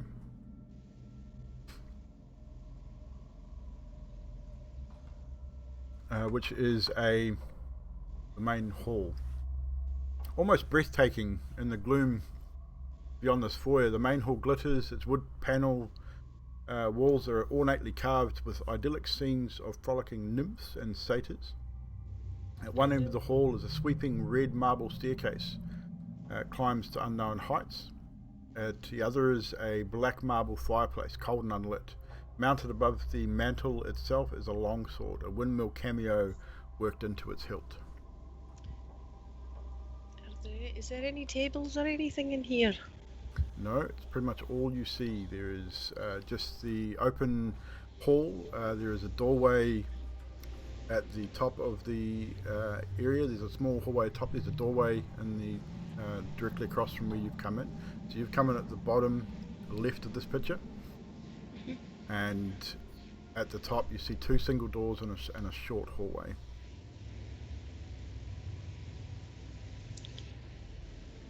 I would want to go over to the fireplace and see if I can grab a hold of that sword, because I think it looks quite good. Well, you're too short to reach that sword. I jump. The mantle itself is about 5.5 feet off the floor, and you're how tall? I'm 4.5 foot. So you So I'm going are to turn too around short. and look at Zadriel and say, that sword looks really pretty. Would you be able to get it down for me? I go over and I just hand it to her. You go to pick it up, and it does not move. It appears to be attached to the wall. That is odd, but it will not come off. And knowing what you know about weaponry, it looks very ornate and ceremonial, not combat. anything. It seems like it's almost like a mark of the family. Pretty sure the kids wanted us to slay a monster, not steal all their stuff. I wasn't going to steal it. I just wanted to have a look at the family signature or whatever that thing is. You can see it from where you are. It's a windmill. I'm Sweetness gonna. is going to the opposite doorway. Which one, left or right? We'll go left. So you go to the left door. What is everyone else Carnos doing? sticks with Skathos. Carnos sticks with Skathos. You move forward. I say, as you move forward, you see two single doorways, and the small hallway just to the right of that is another two single doorways. You move to the leftmost doorway. Is everyone else following up with these guys, looking around the room and just following Skathos and Carnos at this point? I would Sticking just cling to the but back. What's that, Cameron? I'll just cling to the back. Okay, cool. With that, you guys... I'm going to call to the front and say, if you find a chair in there, Mirabelle might want one to look at the sword. As you open this door, it leads into a dining area. There is a crystal chandelier hanging from the dining room ceiling. 8 empty chairs. The chairs are all high-backed and cushioned with velvet. The velvet that matches the drapes on the several windows on the far wall. The table is set. Silverware is polished and seemingly relatively new. Painting of an alpine vale is mounted above an unlit fireplace to your left, and a tapestry depicting noble hunting wolves, nobles, basically fox hunting, for want of a better term. You've got hounds and horses, noblemen atop the horses. Then you basically see the Durst family obviously is relatively well off based on this room alone. No food in the dishes or anything. No food on the dishes. Just it's all laid out as if they were ready to maybe host a dinner party, just without the food. And how dark is it in this room? The whole place is pretty dingy. Like nothing's lit. It's not dark because it's not dark outside. The windows are pretty dusted over, so it makes the whole place seem very dim and dingy, but not dark. Is there firewood in the fireplace? No, there is not. Is there any firewood in like the room at all? Roll an investigation check. Doesn't seem to be for where you're standing. You'd have to physically go have a look. That would be a 10. A 10? You poke around the fireplace, around sort of both sides. It seems to be like a bit of a cubby. Like you can see like a little finger handle. Put your finger in it, you open it up, and there's a little bit of wood inside this little hidden cubby. I'm going to grab the wood, throw it in the fireplace, and then cast firebolt into the fireplace to light the fire. And with a thud and a bit of a flash of light, you watch as Pibble's hands light up a fiery red, and he casts a fireball into the fireplace, igniting the dry timbers, and you now have a soft glowing orange glow coming from the fireplace that lights the room somewhat. So magic actually comes from his hands? It did come from his hands. Okay. Where are the other doors?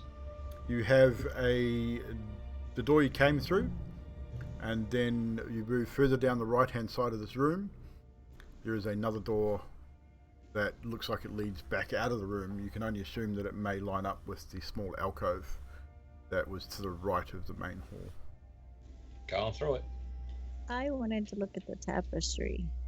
You wanted to investigate the tapestry further? And Yeah, like I say, it's with just the a wolves. it's just a basically Touch the tapestry. there's 4 or 5 horses with looks like noblemen, all men.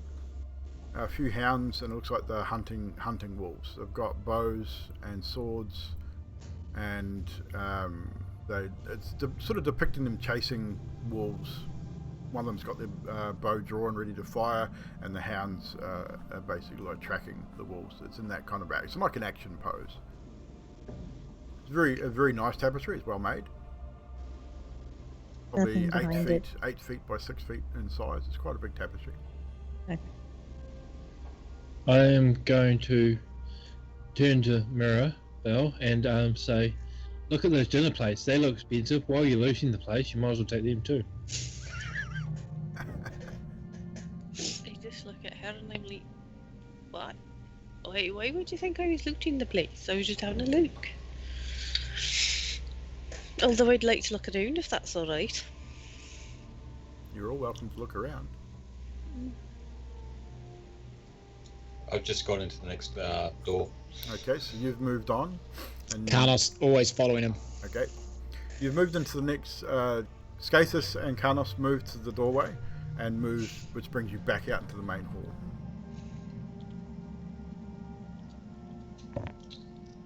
I'm just trying to find the basement. Agreed. Do we hear So- any babies crying? No, you do not at this point. You hear... Not a lot, actually. So I'm in a little hallway, yeah?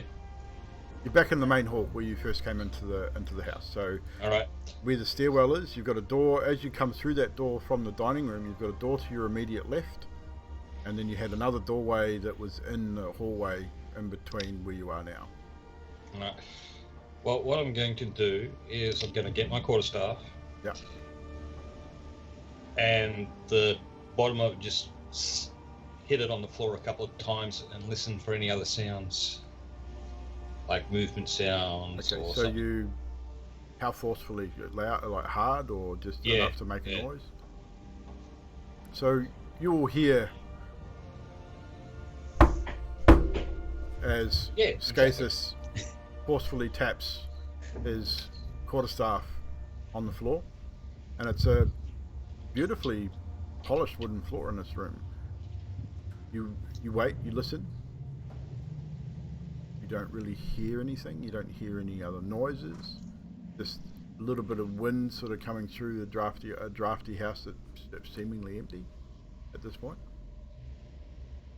Maybe a bit of an echo from the floor, but nothing out of the ordinary. Oh no, what to do, Skathis? And Carnos just pokes his head out the front door and gives a call to the kids. He sort of, hello kiddies, can you show us where your basement is? And as you poke your head out the front door, looking out to the street, the children are no longer there. Right. And he goes back in. You couldn't see them sort of glancing out. You couldn't see that they're no longer in the street where they were. And maybe we're in the wrong house. Maybe they went into a different house and left us in the wrong one. No, you're definitely in the right house. You notice in the foyer the large portrait shows a man and a woman and 3 children. And 2 of the children are the same children you saw in the street. And the 3rd child is a baby.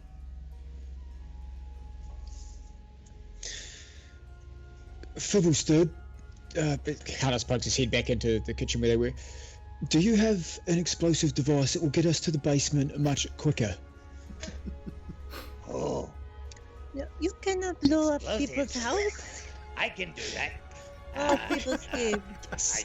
You can. Sulfur, People. some nitrate, and a bit of a charcoal. Making charcoal already, so halfway there.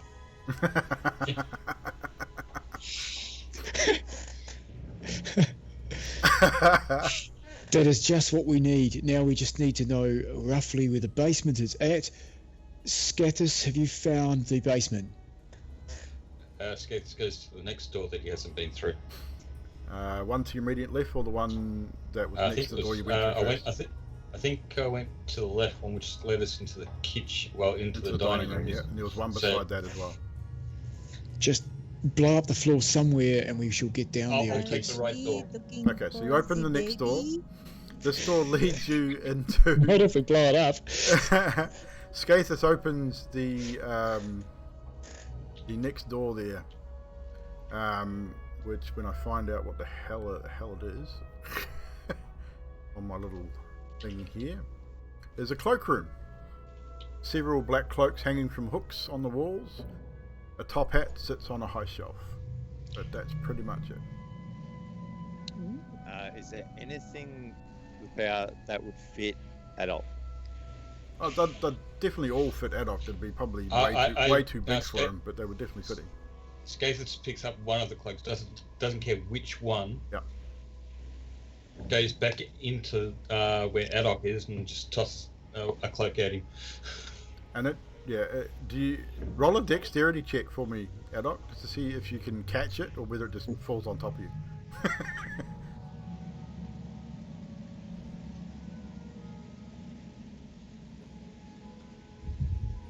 It's a 21. 21, yeah, you just... and I think anyone who's still left in the dining room, so it was Mirabelle, Zadriel, Fibble, might have been out with Scathus and that. So there's a couple people there. So as Scathus walks in and throws it at you, you sort of half-pie turn and see it out of the corner of your eye, and just quick as lightning, you turn and both hands and grab it and sort of let it drop. And it's big, but you're pretty sure you can do something with it. Yeah, sweet. So with that, you see Adok say, thank you. And with that, I'm going to pull out my dagger and just start cutting into it to make it fit me properly. And it doesn't take you long. You sort of cut the bottom off it and take a part out of the side. The hood's probably a little bit big as well, but it's better than what you have, and it'll be a lot warmer than your current cloak and hood, and you will probably be a lot warmer too. So what other doors haven't I checked? You have one more door, or two more doors actually. So you got one as you come out of the dining room. You got one to your immediate left, and then there is one directly across the hall. A single door directly across the hall, the main hall as well. Left door. So this one, is anyone else following Scathus at this point, or are you all just remaining in the dining room? Now Carnos is sticking behind Scathus unless I say otherwise. Anybody else? Just scrounge around looking for food. Now with the new clothes, I'll just start getting undressed and getting naked. So yeah, Adok does his thing and reappropriates himself in full view of everybody. Doesn't seem to worry about anything that anybody says or does at this point. Just he's completely in his own element. So Never could have burned that look out of my eyes. Gee. You do notice now that, like, as he disrobes, that he's not. You couldn't tell before because he was so dirty. He's not green. He's not your typical goblin. He is an ashen grey sort of colour. Scathus and Carnos, you probably won't see this because you won't be in the room. But the rest of you will notice that he's not a green goblin. Like goblins, I mean, Mirabelle, you don't really know goblins anyway, so it just looks normal to you. But even Fibblestub, I'd imagine you've probably either had dealings with goblins or at least know about goblins. Same with Zadriel, and you've always heard or seen them as they're always green. I mean, goblins are green. They have similar blood to orcs. They're always green, generally green skinned. So it's unusual to see an ashen grey skinned goblin. With that, Carnos and Scathus and anyone else who decides to go looking for food, and I'd say probably Adok does at this point, once he's dressed, certainly when he finds out that they've found a kitchen, would be into that. You walk into the kitchen area of the house. It's tidy. It's gloomy, but it's tidy. The shelves are neatly stocked with dishware. The work table has been wiped clean. The cutting board left behind is the only oversight. But iron pipes of the oven that snake out like a willow tree caught in a windstorm, twisting up and into the ceiling. The door to the pantry hangs ajar, and a dumbwaiter sits in the corner with its open. You can see you can see it's like a little lift that was obviously used to send food upstairs from the kitchen.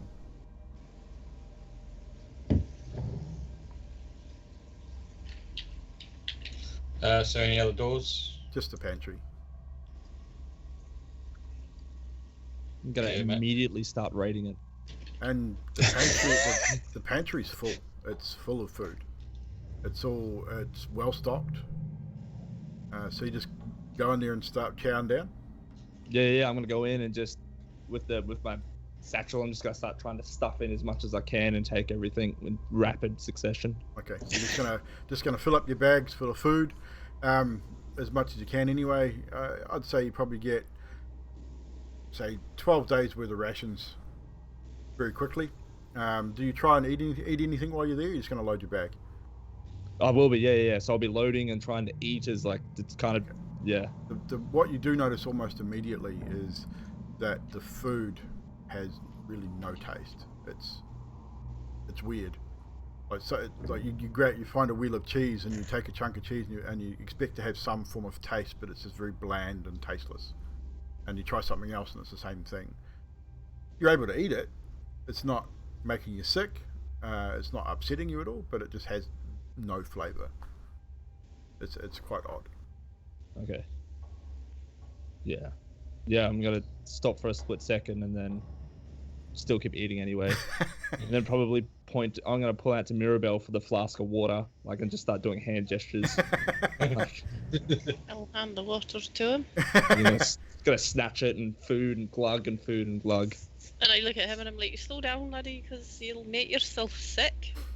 And with that, make a Constitution saving throw with the amount of food and water you're trying to put in your mouth and swallow. And I step to one side. Good call.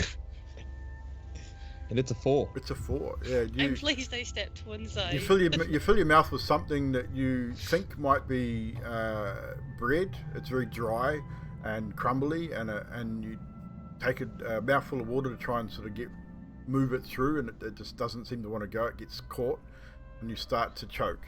Not life-threatening, but you sort of cough and splutter and take another gulp of water to try and hold it down. It just won't budge, and it takes you about 5 or 10 minutes to clear the blockage of this dry, crumbly, tasteless bread from your throat. And so your eyes are watering, your chest hurts from coughing so much. I'm on the back by this point. Yeah. So yeah, you're having a bit of a choking fit there. Similar to like a seagull sort of thing. Yeah. He's trying to eat way too much. Yeah. As soon as I stop, I'm just gonna be like, oh, thank you, and I'm gonna continue going back. So with that, that's pretty much the kitchen. You don't really find anything else in this room. Go back into the hallway and go to the end door. So the last door that you haven't searched, you open it, and this room leads you into, when I find the picture that correlates. It's here somewhere.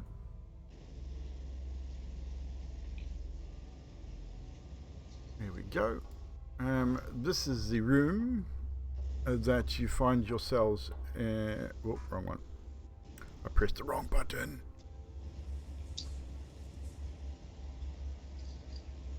This is the room you now find yourself in. Who else is... no, Carnos and Skathis together. Does anyone else follow? Where is everyone else at this point? I'm in the, that room, the warrior type room, heading towards where Carlos and Skathis. Okay, so you're going to follow them. Mirabelle, Adok, I'm in the kitchen, still in the just kitchen? looking at Adok going, I'm just amazed at how much. And he's putting away a fair amount of food. I mean, he's piled his pack full of food as well, but he's still handfuls of tasteless, bland food going into his mouth and drinking the water. He obviously hasn't eaten for quite some time, and is just really going ham on this food. Pibblesib and Zadriel, where are you guys at this point? I'm probably in the kitchen trying to find sulfur and basically something to make black powder. You're trying to find the ingredients for black powder. Roll investigation check for me for the kitchen. And Zadriel, you're trying to stop Pibblesib. Pibblesib, there is a baby. We have to find it. Baby. Hmm? 22 on the investigation. Go. 22 on the investigation. Yeah. You rip around this kitchen really quickly, and you push the Adok out of the way slightly. Not enough to be rude, but just sort of push your way past him. Look around in the pantry. Nope, nothing there will suffice. Back into the kitchen, and even though you've just about ripped this kitchen apart looking for ingredients to make explosives, but you don't find what you're looking for. There's just nothing here that would be suitable. But you, for all intents and purposes, you have searched every inch of this room, and you are certain there is nothing here that's going to suit what you need. Mate. Just throw my hands up and then go, bah! I panic and I go, oh, look, my hammer is broken. Oh, no. Give. Well, we have to go find the baby first, so... No, need to fix hammer. Give hammer. The hammer is going with me upstairs. Do you follow the hammer? Follow the hammer. Okay. So Zadriel and Bibblesip head out to the foyer, getting ready to head upstairs. Skathis, Skathis, Emilia, and Carnos, you now find yourselves in what seems to be a den of sorts. When I find the den, so in this sort of dingy, again, it's dim, it's not dark, it's a dim room. There's a fireplace on the east wall, some large wolves sort of stare out of the semi-darkness at you, snarls frozen in a sort of battle-like pose, if you will. A stag's head mounted above the unlit fireplace. Fine chairs draped in furs face the hearth. Small table with wine, a cask of sort of a small cask of wine and a pipe rack. A couple of goblets which look empty and dry. There's a candle brim gleaming in the whatever light you have with you, if anything. Melted wax over it, but no candles. There's literally a couple of cabinets line one wall, and a chandelier hangs in the centre. Carnos would push past Skathos and be carefully investigating the walls. Is there any likeness to them at all? Are they stuffed? You walk up and you have a closer look. You sort of poke it with the edge of your axe, give it a good sort of poke, and it sort of rocks on its base. And you can see that they're definitely stuffed. They've been here. They're quite dusty. They've been here for quite some time. But most definitely are stuffed wolves. There's 3 or 4 of them in the room. Okay.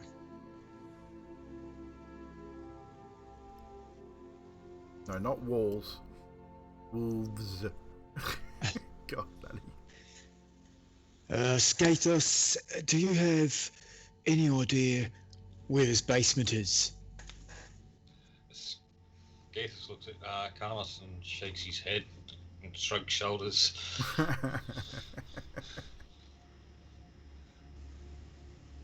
Right. Hello, everybody.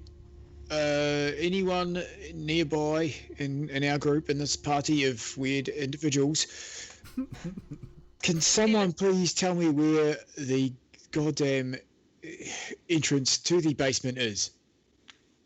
And you're going to hear me yell out, Downstairs, idiot.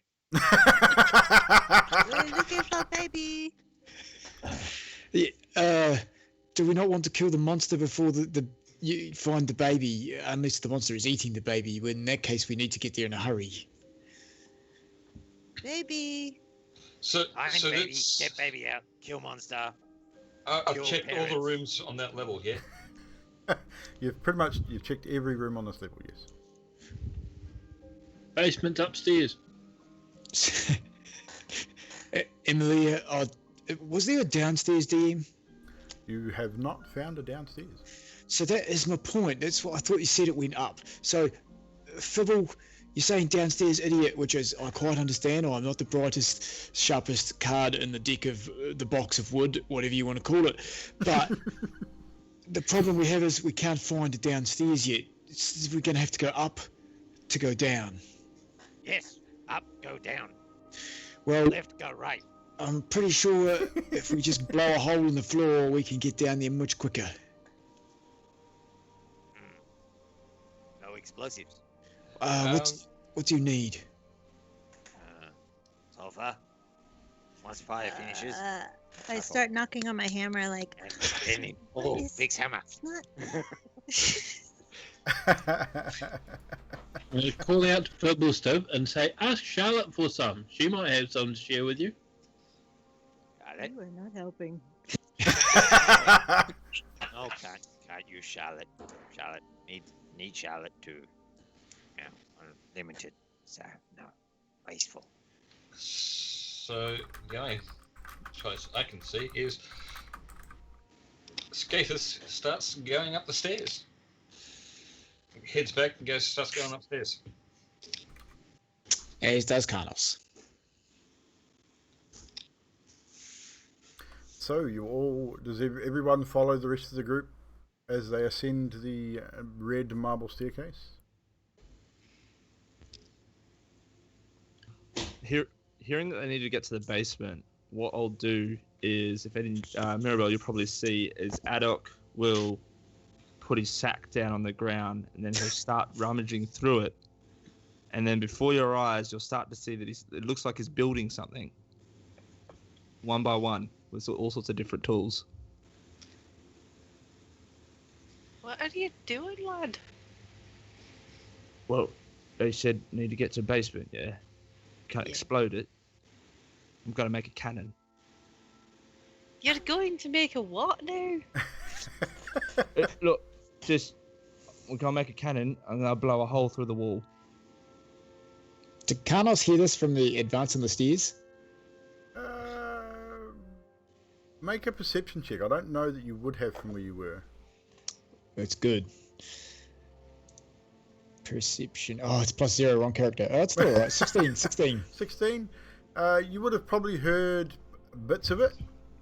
Probably would have heard construct, make, explode. You would have heard bits and pieces of it. If he hears the word explode or cannon at all, he'd stop and about face and come back down the stairs and say, that is exactly what I'm talking about. Oh, it's you. Can you make explosives as well? Yes, I can do lots of stuff. Okay. I like this idea of blowing a hole to get to where we need to go. We can patch it later, right? So let's do this. I think that we maybe need to have a little look around at the stairs and see if we can find just maybe a less harsh way of getting downstairs. I don't know if you understand the importance of the situation, but when there is a damsel or someone in distress, you need to get to the bottom of the problem as soon as possible. Otherwise, many people, children. But there's supposed to be a monster in the basement, not a baby, and I'm pretty sure that they wouldn't put the baby in with the monster in the basement. I don't know if you get this. I don't want to kill the baby. I want to kill the monster. That's fine, but if you put holes in floors, then anybody can fall through them. Do we hear? We don't hear. Everyone. I mean, I'd say by this time everyone's the sort of come back, because Skathis, you would have started heading up. Carnos would have turned and come back down. You would have seen it. Zadriel and Pebblestib, you were sort of coming out to the foyer. I would have followed him back down. Yeah, so you would have all sort of heard partial conversations and probably all now regrouped and are generally all having this conversation together. And before we finish that conversation, we're going to take a short break because it's 9:30 and I need to pee. So I need to make a coffee. So, ladies and germs, we will take a short break. We'll be right back. And we will rejoin this motley crew as they decide whether they're going to blow a hole in the floor of this house or not. So bear with us, ladies and germs. We're going to take a short ad break, and we will see you very shortly. I mean, we could always burn the place down. You could. That could always work. You could. We'll be right back, guys.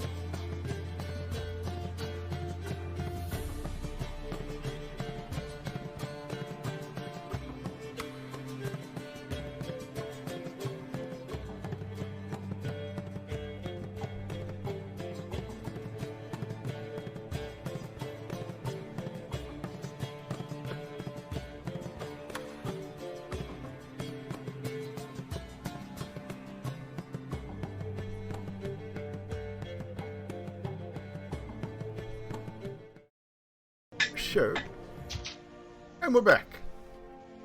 Welcome back, everybody. We have returned to our show.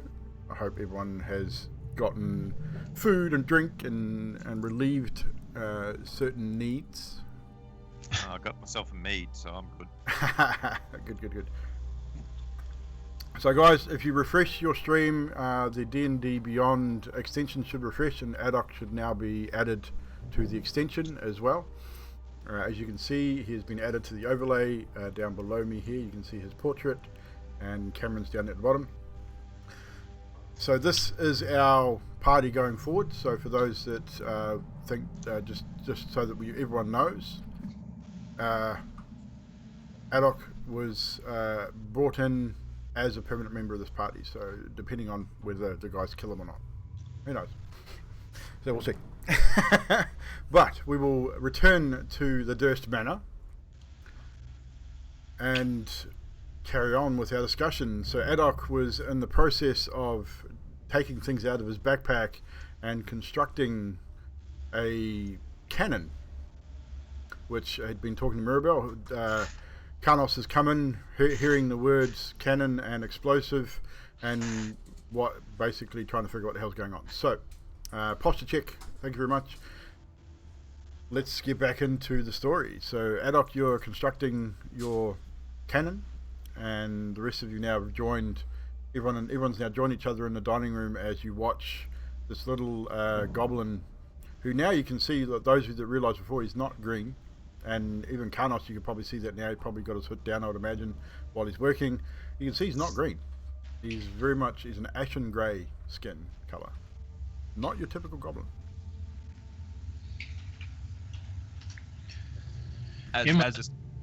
Sorry. Emily is going to say, if you're building a cannon, I'm going outside. And she scuttles out, exits the front door and sits outside. Cannon? I'm going to walk inside the doorway and lean sideways on it and say, Carnos, when we blow up the basement, which way do you think the house will go? Well, you see, the blow-up part will all fall down. The stuff that doesn't blow up will not blow up. And where will we be? Down? Well, I hope that is where we go to slay this terrible monster that is plaguing said house. Do you see the math? The house will come down on us, and then how will we rescue the baby? Huh? I am hoping, as great as our friend Fibblestib here is, and as great as Adok seems to say he might be at making explosive, that they can control the exterior blast radius. Unless you know something I don't. Maybe stairs down on first floor.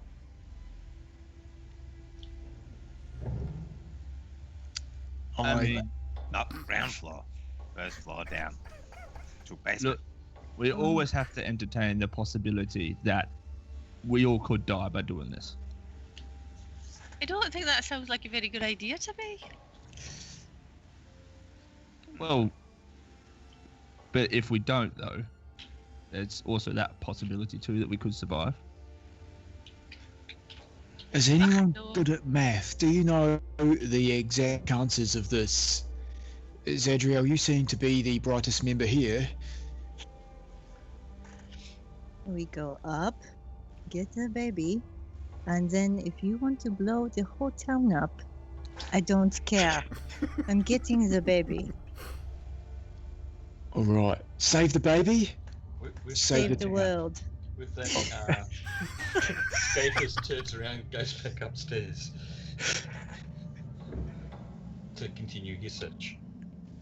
Okay. Has Uh, Adult made the cannon yet? It would probably be about halfway through by this point. It doesn't take too long. It takes around about 6 seconds. So how it would work is you'd watch me pull out various different parts that are half assembled, and then through magic and through hand signals, you'd watch as the parts slowly combine and start to conjoin in on each other to form this weird half wooden, half mechanical cannon that doesn't look too sturdy and doesn't look too reliable either. So yeah, so it would have, by this time it probably would have constructed. Emilia has left the building. She's sitting out on the front stoop. I'm gonna go up to the cannon and go. Just push it a little bit. Yeah. How far shoot? Oh God. Well, I mean, like, I haven't really tested it that much, and to be fair, everything I've tried to hit before, I've missed. So, I don't know. On that, I'm gonna put my pack down beside his, reach in, start digging out some stuff, and I'm gonna make up a sight and a crosshair, and then use it. I'm gonna semi cast firebolt and then weld it on to the thing. I'm gonna Fixed. Aim better now. Well, I'm not even going to make you roll for that. I think that's fucking awesome. He fixes a little crosshair to the barrel of your cannon. Realizing this is now a race against time, Zadriel's going to start running up the stairs. Skathis has started heading up as well, so by the time you sort of get to the stairs after that, Skathis is probably halfway up. And so Zadriel, you've now followed Skathis up the stairs. So what are we doing, guys? We've got a party member out the front, we've got 2 heading upstairs, and we now currently have 4 of you in the kitchen with a cannon. I'm going to leave the room because I don't like the look of this. Are you going to head upstairs with Zadriel? I'm going to head upstairs with Zadriel. And then I'm then gonna look at Haddock and go. Don't need cannon. I reckon stairs upstairs. Let's go. We go find stairs. Go find baby. Then go kill monster. Right. Yeah. But see, you put this lovely crosshair on the cannon, and I've never hit something before with it, so. Hey, stay there. Just leave cannon. Pull cannon apart, put him back. Here, I help. And Go over and pick up one half and go. pick up other half. Let's go. Yeah, I'm gonna pick up the other half too. Yeah. So you're now holding a small cannon each side of the cannon. So you're going to take it with you. Yeah. How heavy? Just out of curiosity, what size is your constructs? I'll have a look. So. Because you got a rock gnome and a goblin trying to lift a cannon. I'm assuming it'd be medium. Yeah, it's small or tiny eldritch cannon. Oh, small. Okay, well, no, you'd be able to pick it up. I'd say the both of you. If it's small or tiny, then yeah, definitely, you'd be able to both of you be able to pick it up and carry it with you. I would say your movement speed would be reduced by a third with both of you. So you'd be down, instead of 30 feet, you'd be down to 20 feet of movement with the 2 of you carrying this cannon. But that's okay. My movement speed's 25 anyways. You'd both be. I think Goblin's the same, isn't it? 25 or 30? 30. I've got 30. Okay, so I'd say combined speed 20 feet. So you're definitely at a reduced speed, but you pick it up and start heading upstairs with the rest of the group. So it's going to take you a little bit to get there. Does anyone go get Emilia at this point before you head upstairs? Was the one thing I wanted to ask. Because she did say she was going outside. So I believe Carnos is the only one left downstairs if they headed up there. Yeah, you see these two shorties pick up this cannon, a little wee cannon, but you see them pick them up and sort of toddle along past you, squeeze past the door, and start heading upstairs with it. Carnos scratches his head and is like, he calls out, Emilia, it seems that everyone has changed their mind and has gone up the stairs. Alright. Well, Emilia takes a drink from her flask, small swig, and heads inside to go upstairs. No problem. It's God. not her usual water thing. It's another separate one. The other one? Yeah. May well be filled with alcohol for all you know. Yes, so it's not her typical flask that she drinks from. Right, so you guys then head upstairs and you get to when I find out what room you're at on my map. 6. You've now reached another upper hall, so it's very similar to the main hall that you first came into. So the stairs on that sort of eastern side, the right-hand side. But what you see is this. When I make it big. As you come up the stairs, you'll ascend the stairs at the top there. You'll come out up here, and you see 4 sets of armor as you reach the upper hall. So a cold draft sweeps down the marble staircase as it delivers you into a darkened hall. Above the mantelpiece, which is directly across the room from where you are, you see another portrait of the Durst family. Rose and Thorn, smiling, their mother, her face dark with a darkened hint of a scorn, cradles a swaddled baby, with a man, a very stern-looking man, standing next to her. 2 mahogany doors, intricately carved with dancing youths. Suit of armors flank these doors. So you've got 2 sets of double doors either side, and you've got a single doorway which is directly at the top of the stairs.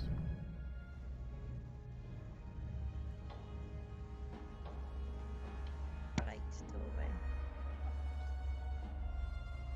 Who was speaking? I could not hear you. Me. The right doorway. The double doors on the right. Try that.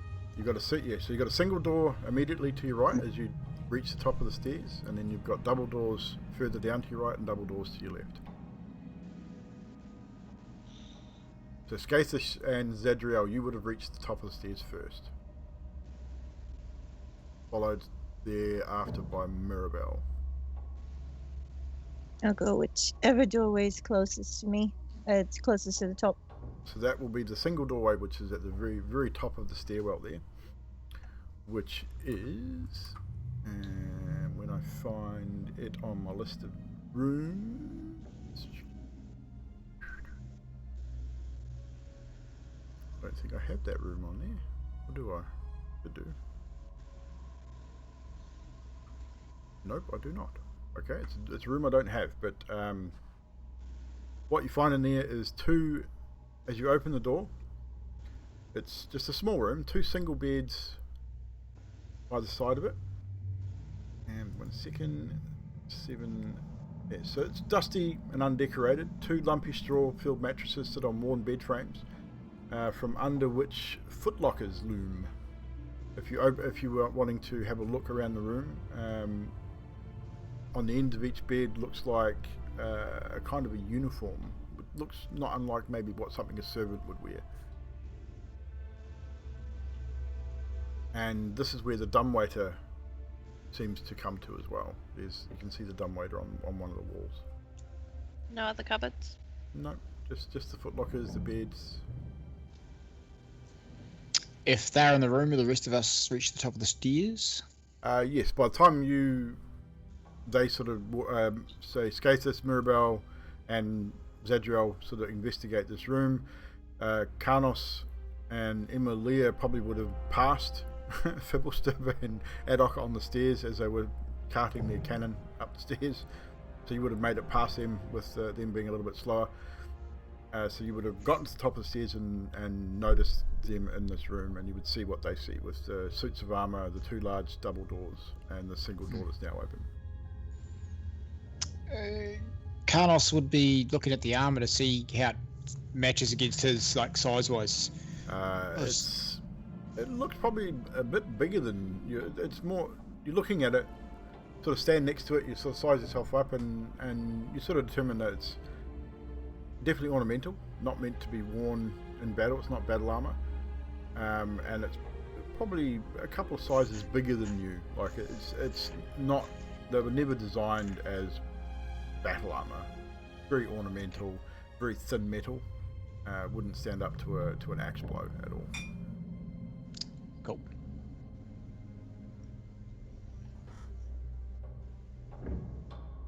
So, by this time, Adok and Fibblestub have made it to the top of the stairs, where the rest of the group are.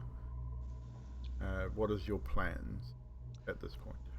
Skathis goes to the double doors on the right. Ad hoc, Fibblestib, you guys now make it to the top stairs with your cannon. What are you guys going to do? So if I can see the suits of armor from the top of the stairs, Yes, you can.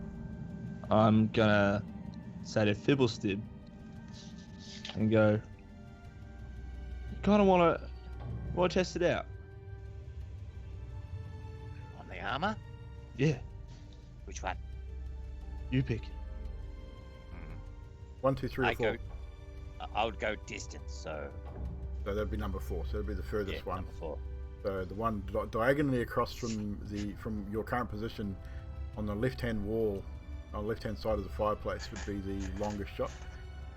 Yep. And just before adult fires, I'm going fire in the hole. Okay, so Hearing that, Carnos steps just yeah. out of the way down the steps, about 3 steps. no problem.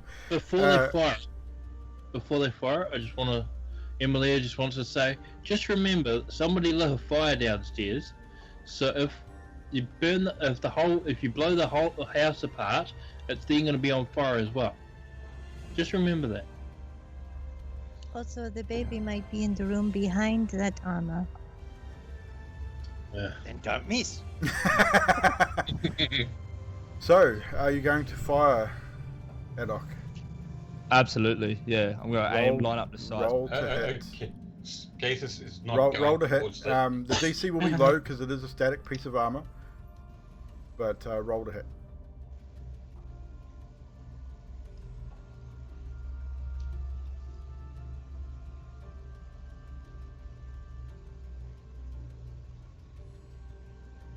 Alright, so it's 11 to hit. That does hit. Great. What's Does 13 points of force damage. 13 points of force damage. Yeah. You guys hear this little wee cannon, Fibblestib, right before Adok fires. Yell whatever you're going to yell. Fire in the hole! And Fibblestib yells fire in the hole, sticks his fingers in his ears, as you would expect any mad scientist to do, and he's standing right next to the cannon with Adok. And surprisingly, this thing fires, and it's loud. Very loud. Boom! As it fires. What does it fire? Does it fire a cannonball, or is it magic? It's a magical Yeah, force, so isn't it? So it's magic. I get to choose when I create it what types. I've got 3 different types, but this one I've made a force ballista, so it's just pure force. Okay, so still very loud.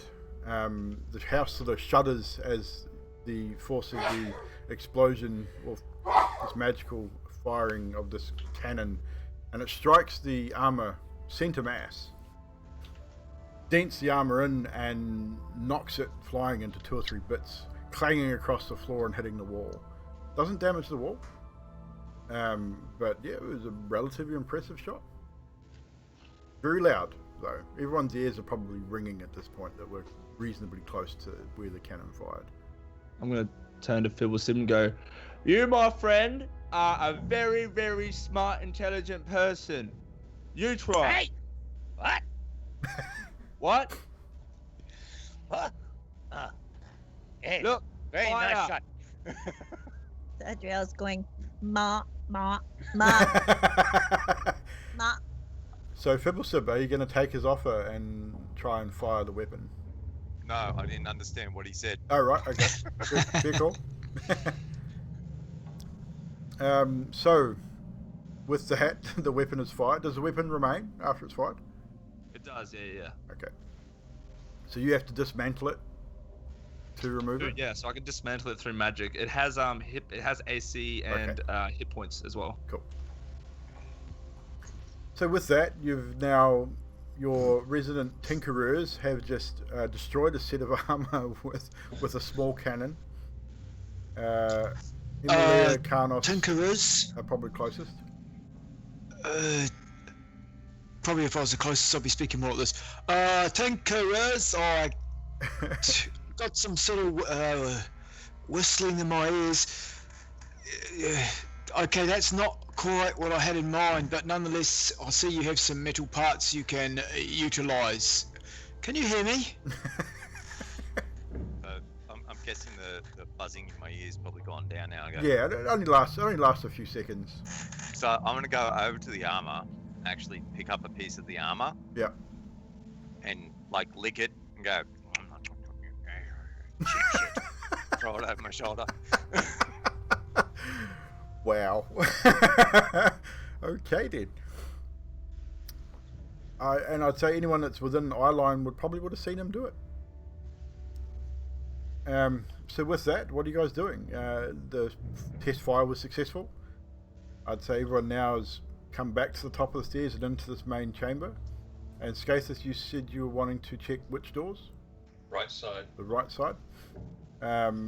Looking from the stairs, so that'll be the same on the same side that you're currently at. Yeah. So that is room number 8.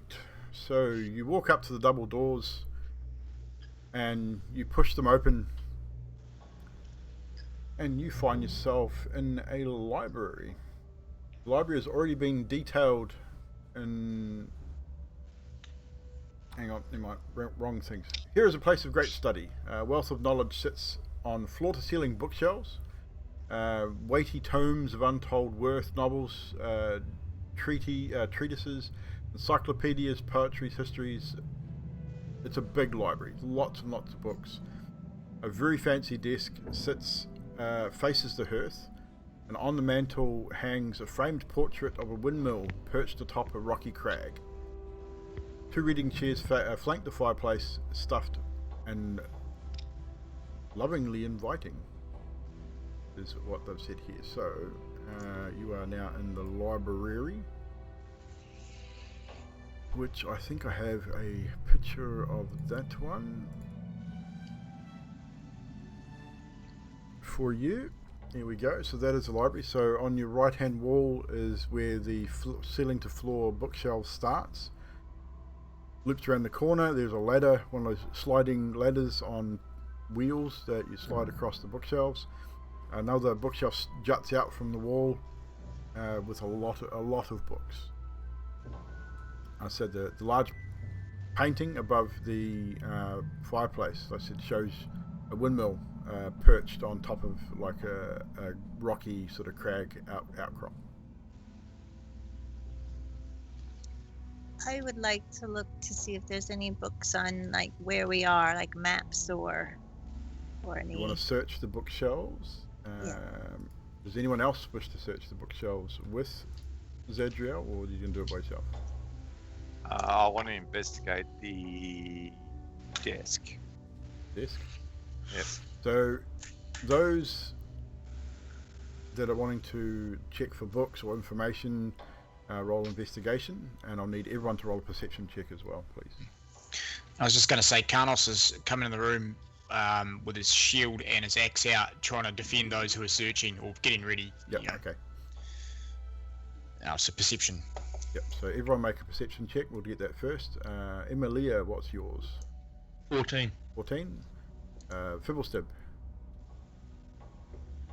18 on the perception. And Zadriel. 19. Mirabelle. 17. Skathis. 21. Carnos. 7. You're busy protecting people, so you don't see shit. Nope. Adok. I got a 2. A 2. You don't see anything either. You're so amazed that your aim was true and you destroyed that armor. You're just absolutely blown away and completely taken over by that.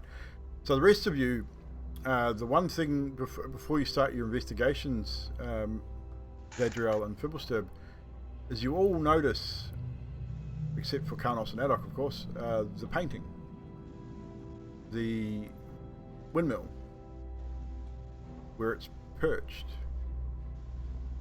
kind of reminds you of one of the cards that Madame Ava read to you.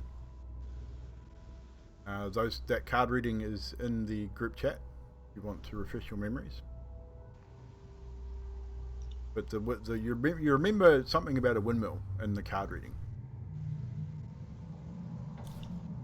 So Zadriel and Fibblestib, what was your investigation rolls, please? I got a 22 on my investigation. 22? I got a 14. And 14. So you go through the books, and there's a lot of books here. Nothing that you've ever seen before. A lot of it's in a language that you're unfamiliar with. You can only assume that it's native language of Barovia, potentially. There are some mentions of vampire. You can recognise the word vampire in some of the spines. They seem more like novels than any kind of factual tomes or books. But that's generally about it. Most of the titles you can't even read. It's kind of odd to have this many books and nothing that you would probably recognise, especially the fact that you've probably read a number of books in your time and with your studies. Fibblestep, going to the desk, you find ink, a quill, everything, parchment, things you would find in a desk. You do find some charcoal, however. Stuff that's probably used to draw or do rubbings.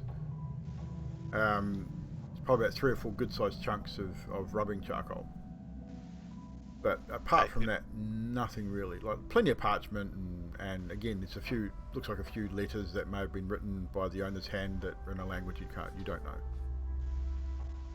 So there's like an ink pen. There's an inkwell and a quill on the desk, yes. So 1 ounce bottle. Yep. Yep, I'll take that. The quill and the ink well. And there's plenty of blank parchment as well, like probably 7 or 8 sheets of blank parchment. And the charcoal rubbing stuff. How many chunks of charcoal? Probably 3 or 4. I'll wrap that up in 1 piece of parchment and take that as well. No problem. Just mark that on your sheet. And that's pretty much all you really find in this room. Is there anything you guys wish to discuss further? Skaith goes to the other side of the hall. No one's going to discuss the windmill at all? I mean, come on, guys. You've all noticed. 4 of you have noticed the correlation. There was a windmill downstairs too, no? Yes, there was a windmill on the sword, and in the main room there was a coat of arms with a windmill with a red background. And there was also a windmill in the map as well. Yes, if I remember right. There was a windmill on the So map. where was the windmill in the library? It's on the painting. There's a painting above the mantelpiece, and it's a windmill on a rocky crag. Can I reach it? No, you are too short. I'm too short as well. If she's too short, there ain't no way in hell. Can I look behind the painting? You can lift the painting and look behind it. It's just a wall. There's nothing behind the painting. It's just a painting. I think this family really likes their windmills. Maybe it's their house. What do you call it? Sigil. Thank you. Are you with us? Yeah, everyone's there by now. Everyone's sort of in the room. Maybe they make flour? Flowers? Why would they make flowers? Oh, flour. Use windmill to run. Oh! Okay. Sorry. Who rolled the highest perception? Was that Zadriel? Or was that Emilia? It was Sid, I think. That was investigation. Oh no, I got a 22 on investigation. I think it was an 18 on. What? I had Perception, was that you? I think it might have been Scathus at 21. Yes, it was me. Yeah. Scathus, you specifically remember the line, exactly what Miss Eva said in the card reading is that I see a lonely mill on a precipice, the treasure lies within. And that card was in relation to history and knowledge of an ancient that will help you better understand your enemy.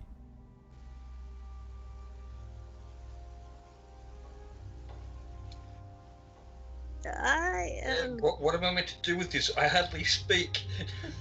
That's up to you, man. You're the only one that specifically remembers that part. Everyone else that looks at the windmill remembers that there was a card. One of the cards was related to the mill. That's all you remember. But you specifically remember the exact line. Huh? Hey, well, That's up to you. Whether you decide that you're going to speak for the more than one word for the first time or not. No, I won't. I am going to think of my shield that says Carpe Diem on the side and pray to my god. And I put my warhammer down and I say, "Oh, DM, which way should we go?" After a few moments, you don't really sense anything. It's weird. It's probably the first time you've never felt the presence of your deity, which is odd. You normally feel the presence quite frequently.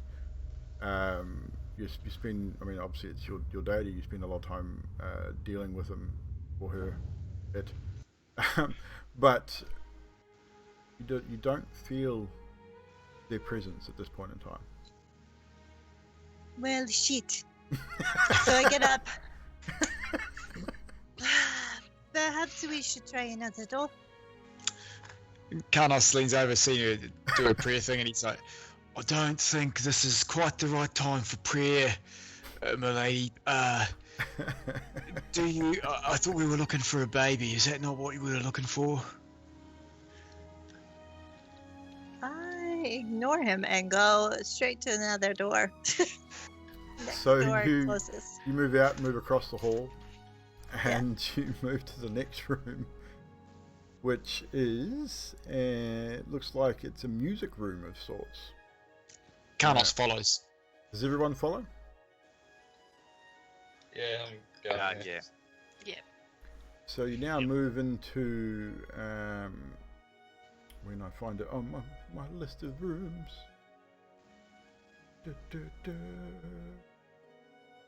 What room is it? Number 10. This is kind of like a music room. They'd call it a conservatory in the finer circles. A harpsichord looms out from the darkness as you walk into this room, facing a nearby standing harp. Brass-plated chandelier casts a dull sheen. Does anyone have any light now? Because it's starting to get a lot darker than before. The day's drawing in. You spend a few hours here now, so it is starting to get quite a bit dark. Got her shield. Is that still lit? Light. Yeah, light on it. How long does it last? And I've got dark vision as well. So Okay. Yeah. So dark vision is probably not going to help too much if there's no external light, like dim It light. lasts an hour. Okay. So you'd probably have to have recast it. Yep. If you want recast to it. keep it up.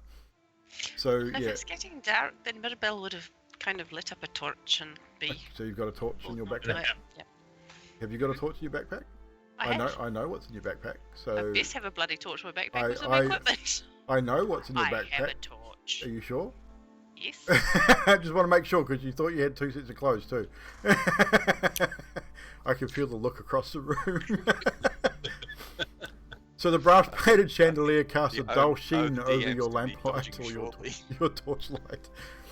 The fireplace lies cold as has rest of the fireplaces in this place. But it's decorated by alabaster figurines of dancers placed neatly over the mantel. Velvet upholstered chairs line the walls for those that would have been serenaded by what you would probably not doubt would have been beautiful music here at one stage. A strange chill hangs in the air here. It's quite a lonely room. But that is pretty much all you see in this room. Emilia goes and sits in one of the chairs. You can now see on your screens. You go sit in one of the chairs. It's a comfortable chair. Yep. Soft. The wood, it's nicely carved. It's a very fine made piece of furniture. Velvet, just like my robes. Pretty much. Careful, you I'd might like get to- static electricity and set your hair on fire. I'd like to go and have a go at having a play on the harpsichord if I could. Be my guest. Do you know how to play an instrument? I know how to play the flute, so I don't see why the harpsichord should be too much different. Roll a performance check at disadvantage because you've never seen a harpsichord before. Ding dong dong ding. You have you've never seen one, so you've got no idea what the hell it is. 11. with disadvantage. Yep, I got a 19 Wow. for the first roll and 11 for the second. And you've got a +0 on your modifier. I have. Yes, it's not shall we say, cats probably sound better in a dark alley. It's not pleasant. There's no discernible tune.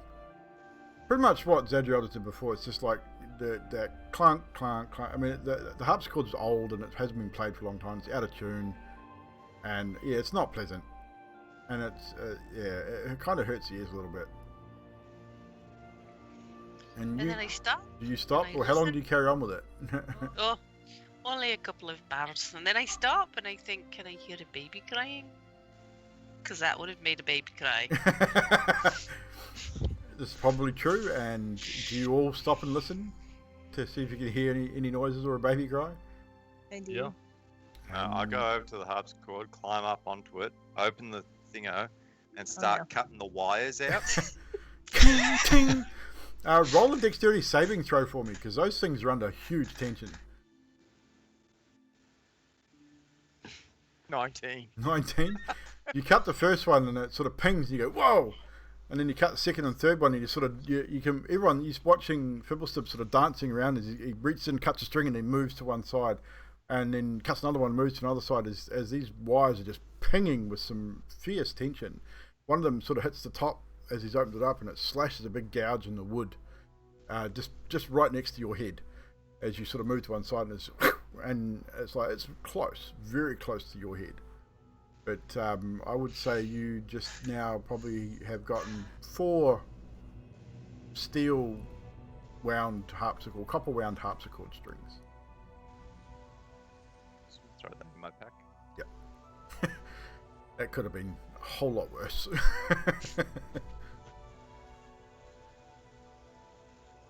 So, no baby crying, however. I'm gonna move to the next room. So all that area's being looked at. Is there anything else upstairs? Can we go further upstairs? Actually, Zedra, what was your investigation on the shelves? I may have missed a room. 14, I think. 14? I think? Yeah, 14 or 15. So I'm just going to backtrack just a little bit here for that. I did miss something. As you were searching the bookshelves, you were going through the books and you grabbed the book that didn't come out all the way. As you pulled it forward, you heard an audible clunk, and then the bookshelf in front of you swung inwards, revealing a small room. I'm gonna go back to that room and go in. On the dusty shelves of this little room, it's again more tomes, decorated with eldritch runes and strange symbols. There's a heavy chest at the end of this little room. Basically, squatting as if it harbours some interesting secret, is a skeleton draped over this particular chest. I would have seen that door or heard that door open. Everyone that was in the room at the time would have heard it open. Yeah. Except the I'm gonna hinges go would have over. squeaked loudly. Well, that would draw my attention in the first place. Yeah. Definitely. Go over, squirt some oil on it, fix it, and then look at the chest and go, Oh, that's a... Can you open it, Fibblestip? it's already open and it's got Yes. So the skeleton. the on wooden it, chest is It's half ruined. open, and sticking out of the chest is the skeleton. He's got leather armor on. So I'm gonna pull the crowbar out of my backpack. Yep. And I'm gonna stand off to the side and lift it up the rest of the way. Okay. What you notice when you do that is that the skeleton looks humanoid, or looks humanish. Has 3 darts stuck in the armor, just on the rib, just above the left lot of ribs. You can generally see that whatever triggered this trap is probably now defunct and won't fire again. But you can only determine that this is what's killed this particular person. What are the? So they're just little small darts, like. Yeah, they're probably about the size of like a throwing dart you play darts with normally. It's just about sort of 1.5 inches, 2 inches long. Little darts by 3. Yep. Alright, I'm gonna grab them, throw them in my pack, and go. I can use this. Yes, good. What else is in the chest? There is nothing else in the chest, but what is clutched in the skeleton's left hand is a letter bearing a wax seal that has a large calligraphied S on it.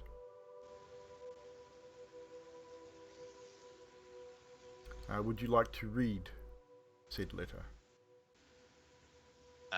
No, but you can. Yes, I would. So Zadriel probably would have been in there with you as well. So you noticed the letter as well, and it's written in common, which is unusual considering everything else in this room seems to be written in a language you can't really read. Some of the books you can read. So there's a book that reads "In the Light of Osbius," Rituals of the Life Caller, Heart of the Midnight, Fantastic Devils and Where to Find Them. There's a tome that's written. Does anyone read Infernal by any chance? I think I do. No, not this character. I do. Zadriel, you read Infernal. Yes. So the Good, last that means I tome. don't have to speak. So the last tome is written in Infernal. There's on the spine, but it's got 99 problems and a demon ain't one. I love it. So, but the letter, as you pick it up, it's in the parchment's fairly old. It's been here for quite some time, but it reads, "My most pathetic servant, I'm not a messiah sent to you by the dark powers of this land. I have not come to lead you on a path to immortality. However, many souls you have bled on your hidden altar. However, many visitors you have tortured in your dungeon. Know that you are not the ones who brought me to this beautiful land, but are worms writhing in my earth. You say that you are cursed, your fortune spent. You abandoned love for madness, took solace in the bosom of another woman, and sired a stillborn son.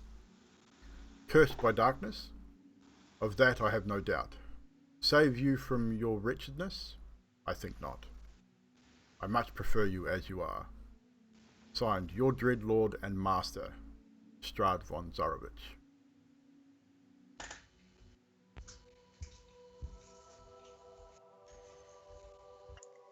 So I think this is to the Durst family then? And I think they torture people in their dungeon. And that is where we should find the beast, I imagine. So I've just put that letter into the group chat too, guys, so you can reread over it and reference it later. And he's sleeping around with another woman. This is juicy gossip. Is there any other rooms like upstairs? Is there more upstairs? There is the stairs do continue upwards. Then that's where I'm heading. Is there anything you guys want to discuss before you head upstairs? Yeah, Carnos, I assume Zadriel reading that out, was she? Yeah. Carnos would go beside her and say, "What do you think it means? Is it some sort of ritual to create a monster? Is this what these children are up to, or their parents?" I think it was written to the parents, so I don't know. Maybe they torture people? Have they been torturing babies? Do they torture their own baby down in this place? Is this where the baby might be? It says something about the stillborn though, so how would that be the baby in the picture? That is a good point. And that is why I do not lead any tricks into dungeons. I am just a swingy axie guy. Yes. swingy, axey guy. Nice work, Boom Boom. Pebble step. Boom boom. Oh, good name for a cannon. Boom boom. Yes. Oh, that is it. Oh, I like it. It is a great idea. Adok, can you make a wisdom saving throw for me, please?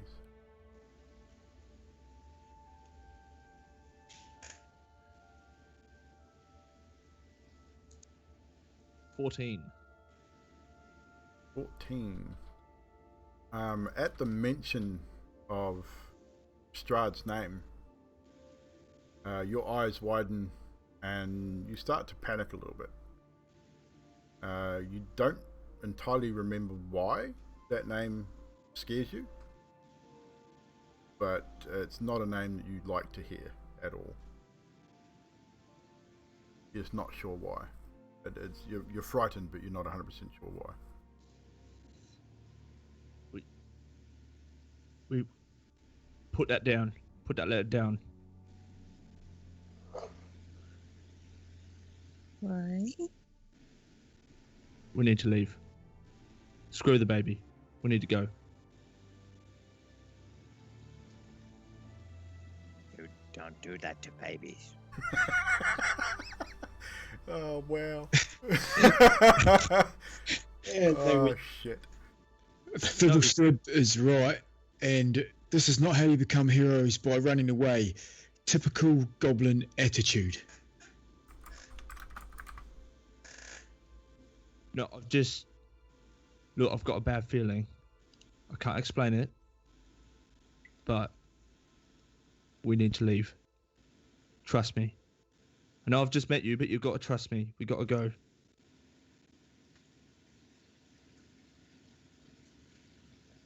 Roll a persuasion check. Adok.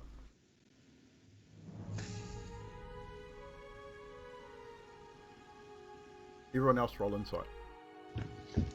I got a nat 1. Holy shit. Natural 1, critical fail. No need for the insight checks. Oh, come on, I got a 23. I'm already out the door. Yeah, so unfortunately with a nat 1, yeah, I don't think anyone's really going to listen. I mean, they'll listen, but I think that they're not going to understand why you want them to leave, and because they've only just met you, I think Carnos especially he's still not trusting you at all. He's not really going to listen to you anyway. That is correct. But yes, that persuasion check was a failure. I want to go too, but I can't leave if there are little people in the house. Except for you, of course. Well, we are in the house, so it makes sense. The children. Carlos totally agrees. Heroes do not run away. We save the day, we beat the damn monster, and then we have our names spread wide across the countryside for everyone to know who we are from there on after. If we leave, that does not happen. If they are hurting children, you can use that cannon on them all you like. Huh? Now we're talking. Boom, boom, go, bang, bang. I continue onward. Are there any rooms left on this? The second floor has been fairly well cleared. So I take it you now all with that discussion start heading upstairs. Adok, do you continue with them at this point? I go up to Adok. Go, come. We take cannon. Go upstairs. Go. As Fiddlestead comes over, I'm gonna look at him and I'm gonna go, "You're like me. You're smart, yeah." Yes, smart. Maybe a little crazy, but smart. There's a good chance that that's not a baby. There's a very good chance. Just keep that in mind. No, house looks abandoned to me. I think we'd be lied to. Yeah, we're pretty much fucked at this point. Game over, man. And then I would follow with Fibblestib, Okay, but follow just Fibble. clutching onto the cannon as tightly as possible. No worries. And with that, ladies and gentlemen, that is we will end tonight's session. Bang on 10:30. I would like to thank everybody for joining me this evening. My players, you guys are awesome. Cameron, thank you so much for agreeing to join our show and bring your character of Adok over from the Lost Chapters Curse of Strahd campaign that it was unfortunately unable to be completed. So thank you so much for joining us and agreeing to that. Thank you so much for having me. No problem. So you guys can check out Cameron DMing on Thursday nights over on the Lost Chapters channel. So if one of the mods could shout the Lost Chapters out, those guys do. I think you guys are doing the Storm King's something or other. Storm King's Thunder. Yeah. I'm attempting to run the Storm King's Thunder. So I don't think it's. You're doing a good job. I don't think it's like that, Nutty. Oh. I think it's underscores and stuff. Yeah, that's not their channel. Don't go to It's that not one. their channel? Don't Go to that one. That's not their channel. I will get their link in the chat very shortly, guys. See the sub? But yes, so we got a sub D_20 TV. Thank you so much for the sub. Appreciate it very, very much. We had a follow as well. D20 TV with a follow. They rated me with 40. Yeah, It was a raid as D20 well. Holy shit! raided us as well. Well, I didn't see that. Thank you so much, guys, for that raid. We really do appreciate it.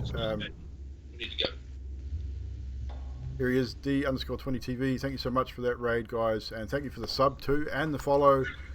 NX the Kitsune with the follow as well. Whose speakers are going? Drax, mute yourself. Drax. Bloody Drax is Jeez. freaking doing another clip. But yeah, so definitely thank you, Nutty, for the shout out for D20. Thank you so much, guys. Really appreciate it. We do 2 campaigns here on the channel. So for the guys in the chat, my name's Evildoer. We are from New Zealand, most of us, New Zealand and Australia. We do a homebrew campaign every Sunday night, 7:30 PM New Zealand Standard Time, and we've just started the Curse of Strahd campaign here on a Wednesday night. So 2 nights a week. Curse of Strahd's a normal one for us. This is a The new homebrew, one. not so much. Aussie. No. Hey, They're good. They're our neighbours. I know. I got the feeling that most of the people in the channel are Aussies. So Probably. I think so. I think you're probably right. I got that idea as well. But we will get the Lost Chapters. Actually, Cameron, could you, in the group chat on the Skype, give me the Lost Chapters link, and I'll post it in the chat. I think I already did it. Shared it. Oh, you did it? Yanti already Oh, there we go. We got it. Properly. Thank you, Yanti. Didn't see that.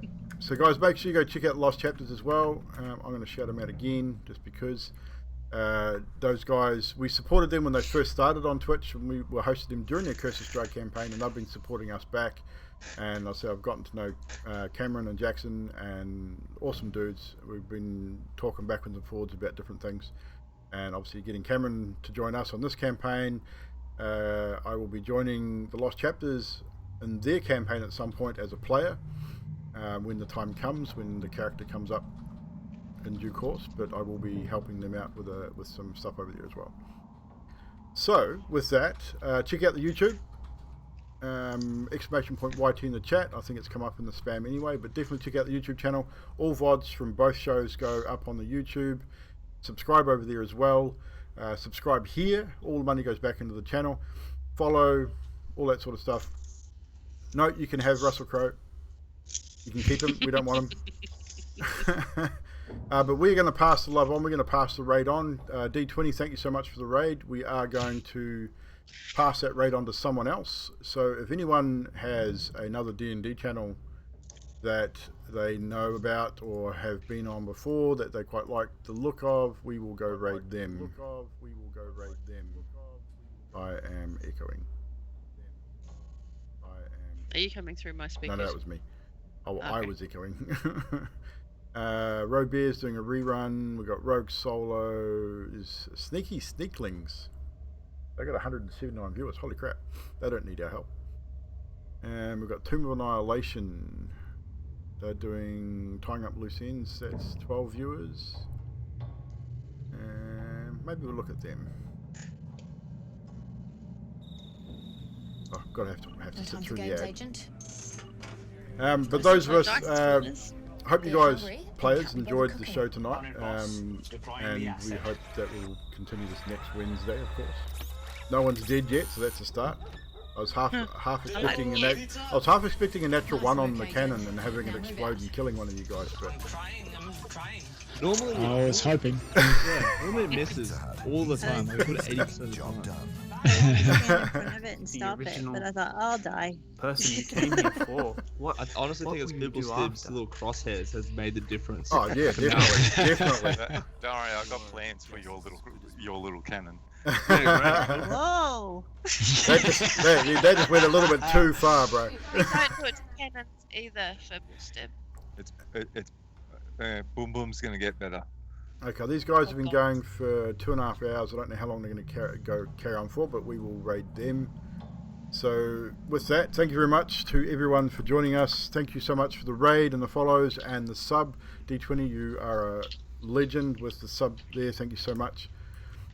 We will be back on Sunday night with the Paradigm Homebrew Campaign, episode 49. We are one episode away from our 50th episode. I'm not sure what we're going to do, if we're going to do anything special for the 50th. I haven't really got anything planned. We may do, I don't know. We might have a special combat encounter for the 50th. There may be a killing in the party, maybe, I don't know. Who knows? You never Hey. know. You never know. Another one? Another one, yeah. So So, to come up with some lines to shout. yeah, You're on we murder could probably mode. actually we might do another Steam game competition with hit quotes. If you guys want to join us on Sunday night, we will come up with. We've done it a couple of times with music, band quotes or references from Hit as a bard. We may do that again, and all you got to do is watch the show and name the amount of quotes. We'll name it at the start of the show. So come with us on our 50th show, which is not this coming Sunday, but following Sunday. I'll put it up on Twitter as well. So follow me on Twitter, jump in the Discord. I'll put it up there as well. Don't think I've done Metallica yet, eh? No, I don't think you have. You've done Pantera and Maiden and Megadeth. Maiden and Megadeth, yeah.